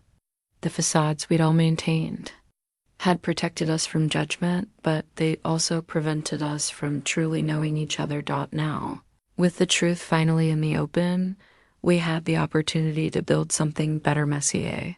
Perhaps, but more real than anything we'd had before. Miguel's resignation letter was a masterpiece of professional dignity. He'd worked with HR to craft something that positioned his departure as a career transition rather than a failure, emphasizing his desire to pursue opportunities in education and training. When David Chen shared the letter with me, I felt proud of how Miguel had handled what could have been a devastating situation. He's taking responsibility for his performance issues and leaving on his own terms, Chen explained during our Monday morning meeting. It's actually the best possible outcome for everyone involved. How is the team responding? With respect. Miguel's been honest about wanting to change career directions, and his colleagues understand that. There's no drama, no finger pointing. He's even offered to help train his replacement. I was relieved that Miguel's exit would be graceful rather than forced. It preserved his dignity and removed the awkward dynamic of having me supervise my brother-in-law's declining performance. What about the financial investigation? Closed. Since he's leaving voluntarily and there was no evidence of misconduct, we're treating it as a private matter. 2 weeks later, I attended Miguel's farewell gathering in the break room. It was a small affair: cake, coffee, and genuine well wishes from colleagues who'd respected his willingness to mentor junior staff despite his own struggles. I watched him say goodbye to people who'd become friends, accepting their contact information and promises to stay in touch. Thank you, he told me quietly as the gathering wound down. For everything. For being professional when you could have. been vindictive, for supporting Carmen during her health scare, for not treating me like a failure when you had every right to. Miguel, you're not a failure. You're someone who had the courage to change direction when something wasn't working. I hope so. I start the teaching credential program in the fall, and I have a part-time position lined up at a corporate training company. It's entry-level work, but it feels right. And financially, we'll be okay. Tight for a while, but okay. Carmen's picking up more freelance work than she expected, and once I'm certified, teacher salaries aren't great, but they're steady. 3 weeks after Miguel's departure, Carmen went into labor. I was in the middle of a client presentation when my phone buzzed with a text. It's time. Heading to hospital now. I wrapped up the meeting as quickly as possible and drove to Presbyterian Hospital, my heart racing with excitement. Our parents had arrived from Sacramento that morning, and the waiting room was full of nervous energy. She's been in labor for 6 hours, Mom reported. The doctor says everything is progressing normally, but it could be a while longer. Miguel emerged from the delivery room periodically to update us, looking simultaneously terrified and ecstatic. At 11:47 p.m., he appeared with tears streaming down his face. "It's a boy," he announced. 8 pounds, 2 ounces. Diego Rafael Herrera. And Carmen is perfect, absolutely perfect. The next morning, I stood in Carmen's hospital room, holding my nephew for the first time. Diego was impossibly small and wrinkled, with a shock of dark hair and tiny fists that gripped my finger with surprising strength. "He's beautiful," I whispered, afraid to speak too loudly. "He looks like Miguel, but he has my stubborn chin," Carmen said from the bed, exhausted but radiant. "Poor kid." Carmen laughed, then winced slightly. "Jess, I want to ask you something. Miguel and I have been talking about godparents, and we'd like you to be Diego's godmother." I looked up from Diego's sleeping face, surprised. "Me? You're the strongest person I know. You've built a life completely on your own terms, and you've never compromised your values for convenience or approval. Those are qualities I want, Diego." "To learn, I'd be honored." Miguel joined us, carrying coffee and looking like he hadn't slept in days. "How's my son?" "Perfect," I said, carefully transferring Diego back to Carmen's arms. "Jess, there's something we want to show you." Carmen reached for an envelope on her bedside table. "We got this yesterday." Inside was a birth announcement they'd designed themselves, simple, elegant, with Diego's photo and vital statistics. But what caught my attention was the family information. Proud parents Miguel and Carmen Herrera. Proud godmother Jessica Martinez, creative director Meridian Technologies. "You included my title?" "We wanted everyone to know who you really are," Miguel said. "No more hiding your success." I felt tears prick my eyes. For so many years, I'd felt like my achievements didn't matter to my family. Now they were literally announcing my professional success alongside their son's birth. "There's something else," Carmen said. "Miguel got some news yesterday." Miguel's face lit up. The school district called. They have an opening for a bilingual education coordinator. It's a temporary position that could become permanent if I complete my credential program. It pays less than Meridian Tech, but it comes with health benefits and a pension. That's wonderful. The best part is, it's working with families like ours, helping Spanish-speaking parents navigate the education system, developing programs for bilingual students. It feels like something I was meant to do. When do you start? Next month. And Jessica, I want you to know, watching you build your career, seeing how you never gave up on what you believed in, it helped me realize I could change directions too. You showed me that success doesn't have to look like what other people expect. I spent the rest of the morning at the hospital, taking turns holding Diego and marveling at how tiny he was. Carmen dozed between feedings. and Miguel alternated between staring at his son in wonder and frantically texting photos to relatives. When visiting hours ended, I drove home feeling fundamentally changed. Becoming an aunt had shifted something in me, a sense of legacy and responsibility that extended beyond my own achievements. Diego would grow up in a family that valued authenticity over appearance, thanks to the painful but necessary reckoning we'd all been through. Over the next few weeks, I found myself stopping by Carmen and Miguel's house regularly, bringing dinner, or helping with errands as they adjusted to parenthood. Carmen was breastfeeding every few hours, exhausted but determined. Miguel had thrown himself into baby care with the same intensity he'd once applied to his corporate career. "He's a natural father," Carmen told me one evening as we watched. Miguel changed Diego's diaper with practiced efficiency. "Better than I expected, honestly. You're both doing great." It's different than I thought it would be. I spent so much time planning the perfect nursery and buying the right baby gear, but none of that matters. He just needs to be fed and loved and kept safe. Sounds familiar. You used to overthink everything when we were kids too. Carmen laughed. Some things never change, but some things do. Jess, having Diego has made me realize how much I want him to know his aunt the real you. Not the version I thought I understood. He'll know me. I mean, really know you. I want him to see that success comes in many forms, that creativity and independence are valuable, that it's okay to take risks if you believe in something. You want him to be like me? I want him to be like himself. But I want him to see that as a possibility, the way I never did for you. That conversation stayed with me as I returned to work, energized by my new role as an aunt, but also increasingly aware of how my professional success could open doors for Diego's future. I started thinking about college funds, about the kind of world I wanted to help create for him. At Meridian Tech, our department was thriving. The Morrison campaign had led to 3 new major clients specifically requesting our services. Chen had approved budget increases for additional staff and better resources.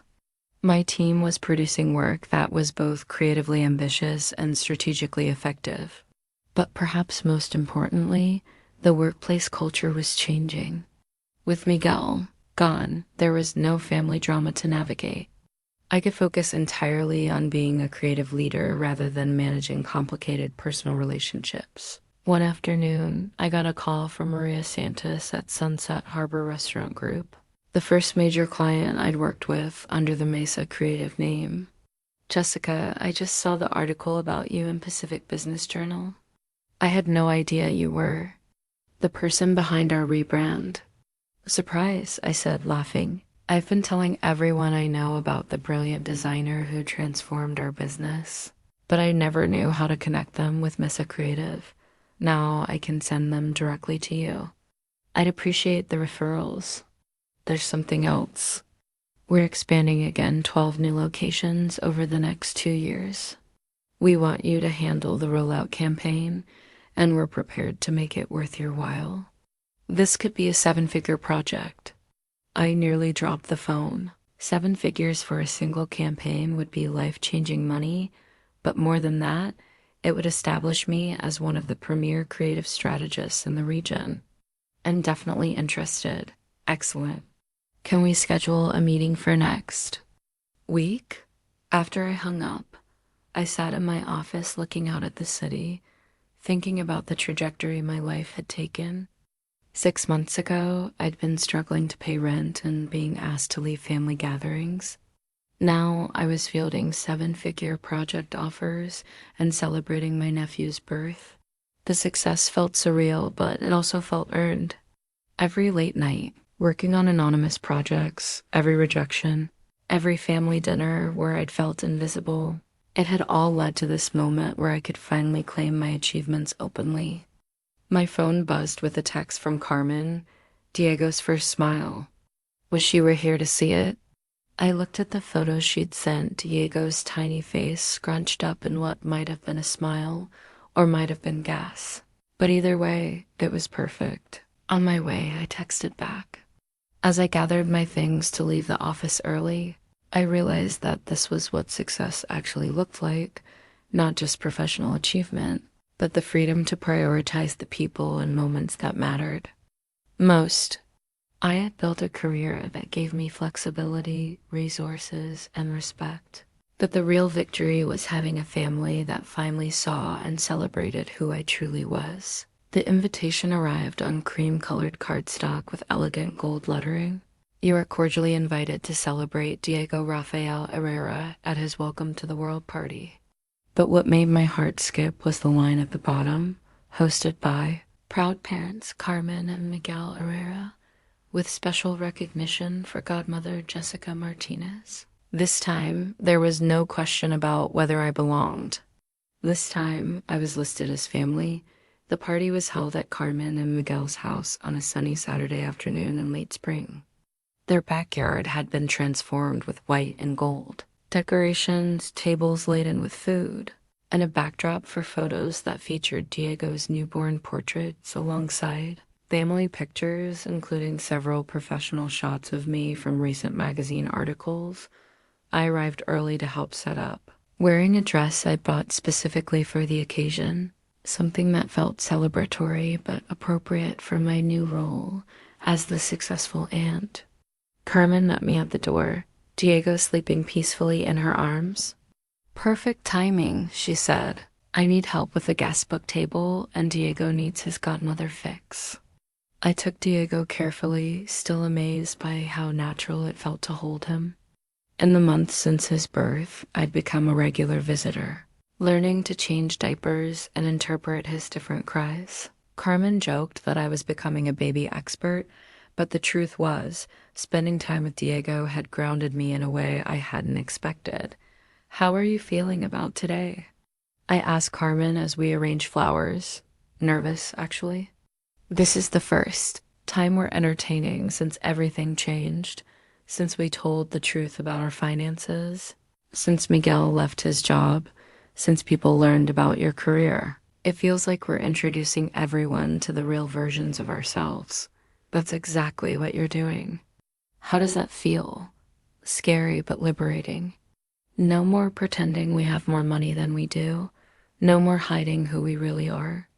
The guests began arriving at noon. Family members, college friends, neighbors, and colleagues from both Carmen's accounting firm and Miguel's new position with the school district. I watched the interactions carefully, noting how different the dynamic felt from previous family gatherings. Mom and Dad arrived with our extended family from Sacramento aunts, uncles, and cousins who'd driven down for the celebration. Several of them approached me with copies of articles about my recent work, asking for my autograph and expressing amazement at my success. "Mia, we had no idea you were so accomplished," Tia Rosa said, showing me a printed article from Marketing Weekly. "Elena has been sending us everything she finds about you online. Mom's been collecting articles. She has a whole scrapbook now. She's so proud she's been showing everyone." I found Mom in the kitchen, arranging food platters with characteristic precision. When she saw me, her face lit up with genuine joy. "There's my successful daughter," she said, pulling me into a hug. "Jessica, I want you to meet someone. This is Mrs. Patterson, Diego's pediatrician." "I was just telling her about your work," Mrs. Patterson smiled warmly. "Your mother says you're responsible for some of the most successful marketing campaigns in the region." "That's quite an achievement. For someone so young, thank you. I've been fortunate to work with some wonderful clients. Elena also tells me you might be interested in doing some pro bono work for community organizations." I looked at Mom in surprise. We'd never discussed anything like that. "I thought you might want to use your talents to help nonprofit organizations that serve Latino families," Mom explained. "Like the community center where your father volunteers, or the literacy program at the library." "I'd be very interested in that," I told Mrs. Patterson. "Community work is important to me." As the afternoon progressed, I found myself in conversations that would have been impossible 6 months ago. People asked about my business philosophy, my creative process, my plans for expansion. They treated me as an expert rather than Elena, and Ricardo's daughter who was still figuring things out. Miguel appeared at my elbow during one such conversation, carrying 2 glasses of sparkling cider. "Thank you," I said, accepting the drink. "Thank you for being here, for being part of this. Jess, can I tell you something?" "Of course." I start my new job officially on Monday, and I've never been more excited about work in my life. The school district wants me to develop a program for parents like ours first-generation Americans who want to support their kids' education but don't always understand the system. That sounds perfect for you. It is. And Jessica, I never would have had the courage to make this change if I hadn't watched you build something authentic instead of just something that looked successful. You always had the courage, Miguel. You just needed permission to use it. As the sun began to set, Carmen called everyone together for toasts. She stood in the center of their backyard, Diego in her arms, Miguel beside her, surrounded by everyone who mattered to them. "Miguel and I want to thank you all for being here to celebrate Diego," she began. "This little boy is already so loved, and he's going to grow up surrounded by family who value honesty, creativity, and supporting each other's dreams." She paused, looking directly at me. "I especially want to thank Diego's godmother, my sister, Jessica. Jess, you've taught us that success isn't about meeting other people's expectations. It's about building something meaningful with your own hands and heart. Diego is lucky to have you as an example of what's possible when you believe in yourself." The guests applauded, and I felt tears prick my eyes. This public recognition from Carmen meant more to me than any professional award. Dad stood up next, raising his glass. "To Diego Rafael Herrera, who is already surrounded by more love than one little boy knows what to do with. And to his parents, who are showing us all what it means to build a life based on love rather than appearances. And to his godmother," Mom added, "who never stopped believing in herself, even when the rest of us needed time to catch up." As everyone toasted, I looked around at the faces of my family and friends, feeling a deep sense of belonging that had nothing to do with my professional achievements. This acceptance was based on who I was as a person: supportive, honest, creative, loyal. Later, as guests began to leave and we cleaned up, I found myself holding Diego while Carmen and Miguel packed up leftover food. "So," Carmen said, "what's next for the famous creative director Martinez?" "More the same, I hope. Building my career, being a good godmother, figuring out how to use my success to help other people. And personally?" "What do you mean?" "I mean dating, relationships, maybe eventually having your own kids." "You've conquered the professional world. What about the personal side?" I considered the question. For so long, I've been focused on proving my worth through work that I hadn't given much thought to other aspects of life. "I'm open to it," I said, "but I want to make sure I'm choosing someone who loves the real me, not just the successful version." "The real you is pretty amazing," Miguel said, joining our conversation. "Anyone would be lucky to know her." As I drove home that evening, I reflected on how much had changed since Carmen's baby shower 8 months ago. The invitation that had once symbolized my exclusion had been replaced by one celebrating my inclusion. The family that had once made me feel invisible now featured my achievements prominently in their celebrations. But more than that, I'd learned that success without authentic relationships was hollow, and that the people who truly loved me would celebrate my achievements rather than feel threatened by them. Diego would grow up in a family that valued honesty over image, creativity over convention, and love over appearances that felt like the greatest success of all. 1 year later, I stood in Carmen and Miguel's living room, watching Diego take his first wobbly steps toward me. At 15 months old, he was determined and fearless, launching himself across the room with the confidence that someone would catch him. "Come to Tia Jess," I called, holding out my arms as he tottered forward on unsteady legs.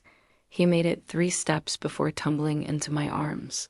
Giggling with delight at his accomplishment, I scooped him up, marveling at how much he'd grown and how much our family had evolved since his birth.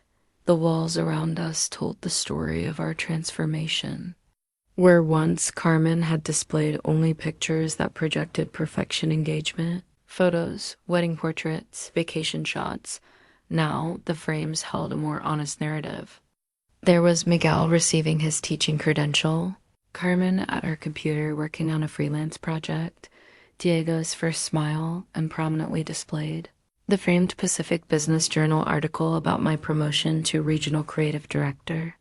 He's going to be walking everywhere soon, Carmen said, joining us on the floor. She looked healthier and happier than I'd seen her in years. Her face relaxed in a way it never was when she'd been maintaining the facade of a perfect life. How are you feeling about going back to work? I asked that Carmen had decided to return to her accounting firm part-time when Diego turned 18 months. The financial pressure had eased considerably. Miguel's teaching position provided steady income and health benefits. Their debt was almost paid off, and my success had removed any family financial emergencies. Excited, actually.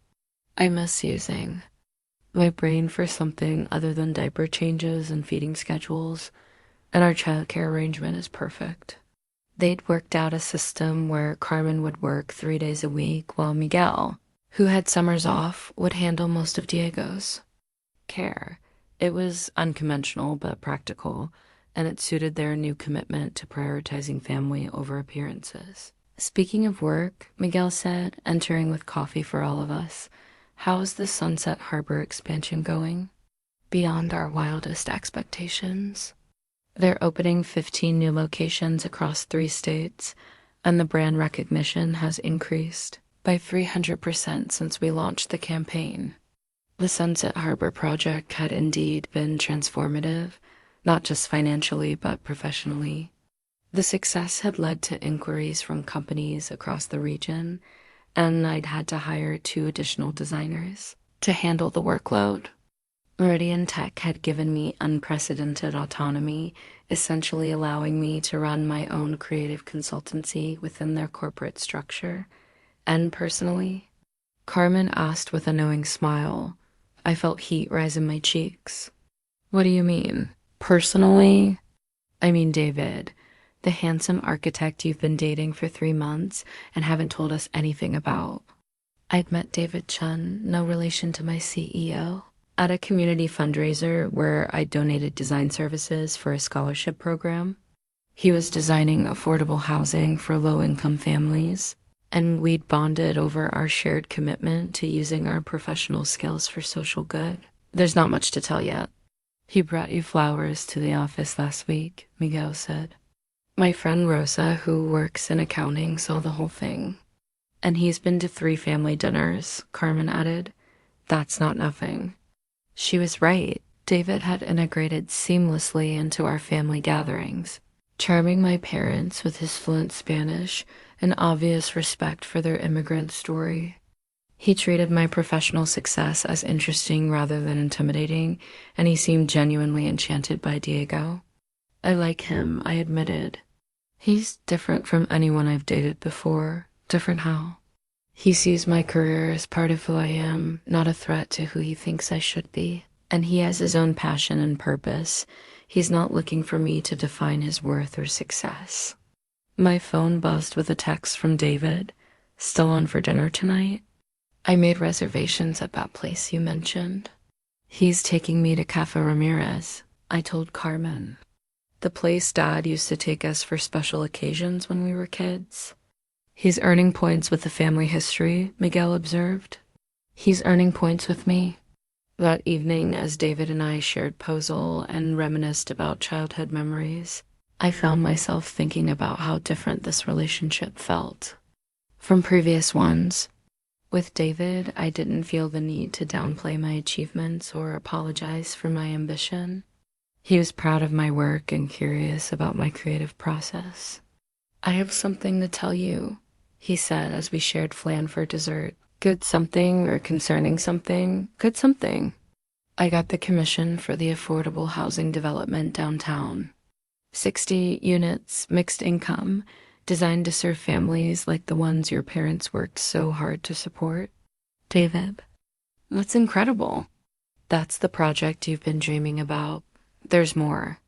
The developer wants someone to handle the branding and marketing materials for the project. Someone who understands the community, who can create materials in both English and Spanish, who has a track record of authentic storytelling. I stared at him. Are you offering me the project? I'm telling you there's an opportunity if you're interested. It would be a chance to use your talents for something that directly impacts families like yours. The idea sent chills down my spine.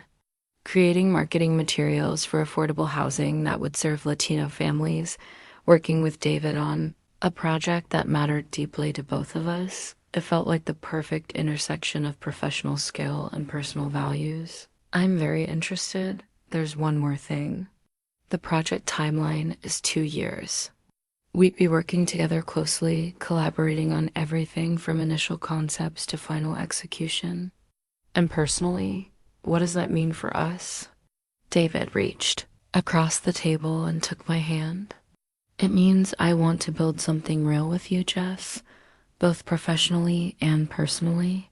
You're the most genuine person I've ever met, and I love watching you succeed because you've earned every bit of it. Driving home that night, I thought about the conversation I'd had with Carmen exactly 1 year ago about what I wanted personally. I'd said I wanted someone who loved the real me, not just the successful version. David seemed to love all of me, my ambition, my creativity, my complicated family, my fierce loyalty to the people I cared about. My phone rang as I pulled into my apartment complex. It was Carmen. How was dinner? Really good, really, really good. I knew it. Mom called she. Likes him too. She said he reminds her of Dad when he was young. Hardworking, principled, devoted to family. That's high praise from Mom. The highest. Jess, I want to tell you something. Watching you build your career, find love, become such an amazing godmother. To Diego, it's inspiring. You've shown all of us what it looks like to live authentically. Carmen, let me finish. I spent so many years thinking there was only one way to be successful, one path to happiness. You've taught me there are many ways to build a meaningful life. Miguel and I are happier now, living honestly within our means than we ever were when we were pretending to be something we weren't. After we hung up, I sat in my car for a few minutes, looking up at my apartment building. It was the same place I'd lived during my struggling years, but I'd chosen to stay even after my income increased dramatically. The neighborhood felt like home, and the apartment held memories of the work I'd done to build my career. But as I climbed the stairs to my door, I found myself thinking about Diego, about David, about the affordable housing project, about the family that finally knew and celebrated who I truly was. The apartment felt less like a permanent home and more like a launching pad for whatever came next. Inside, I pulled out the baby shower invitation that had started this whole journey, the pink and gold card that had once represented my exclusion from family celebrations. I'd kept it, not out of resentment, but as a reminder of how much could change when you refuse to accept other people's limitations on your life. Next to it, I placed the framed family photo from Diego's welcome party, all of us together, honest and imperfect and genuinely happy. In the photo, I was holding Diego while he reached for the camera. Miguel and Carmen flanked us with genuine smiles, and our parents stood behind us with expressions of unmistakable pride.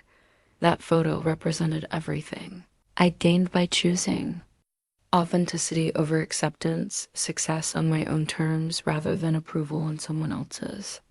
It had been a difficult journey, filled with moments of isolation and self-doubt, but it had led to something more valuable than I'd imagined possible, a life that was entirely my own, surrounded by people who loved me exactly as I was as I prepared for bed.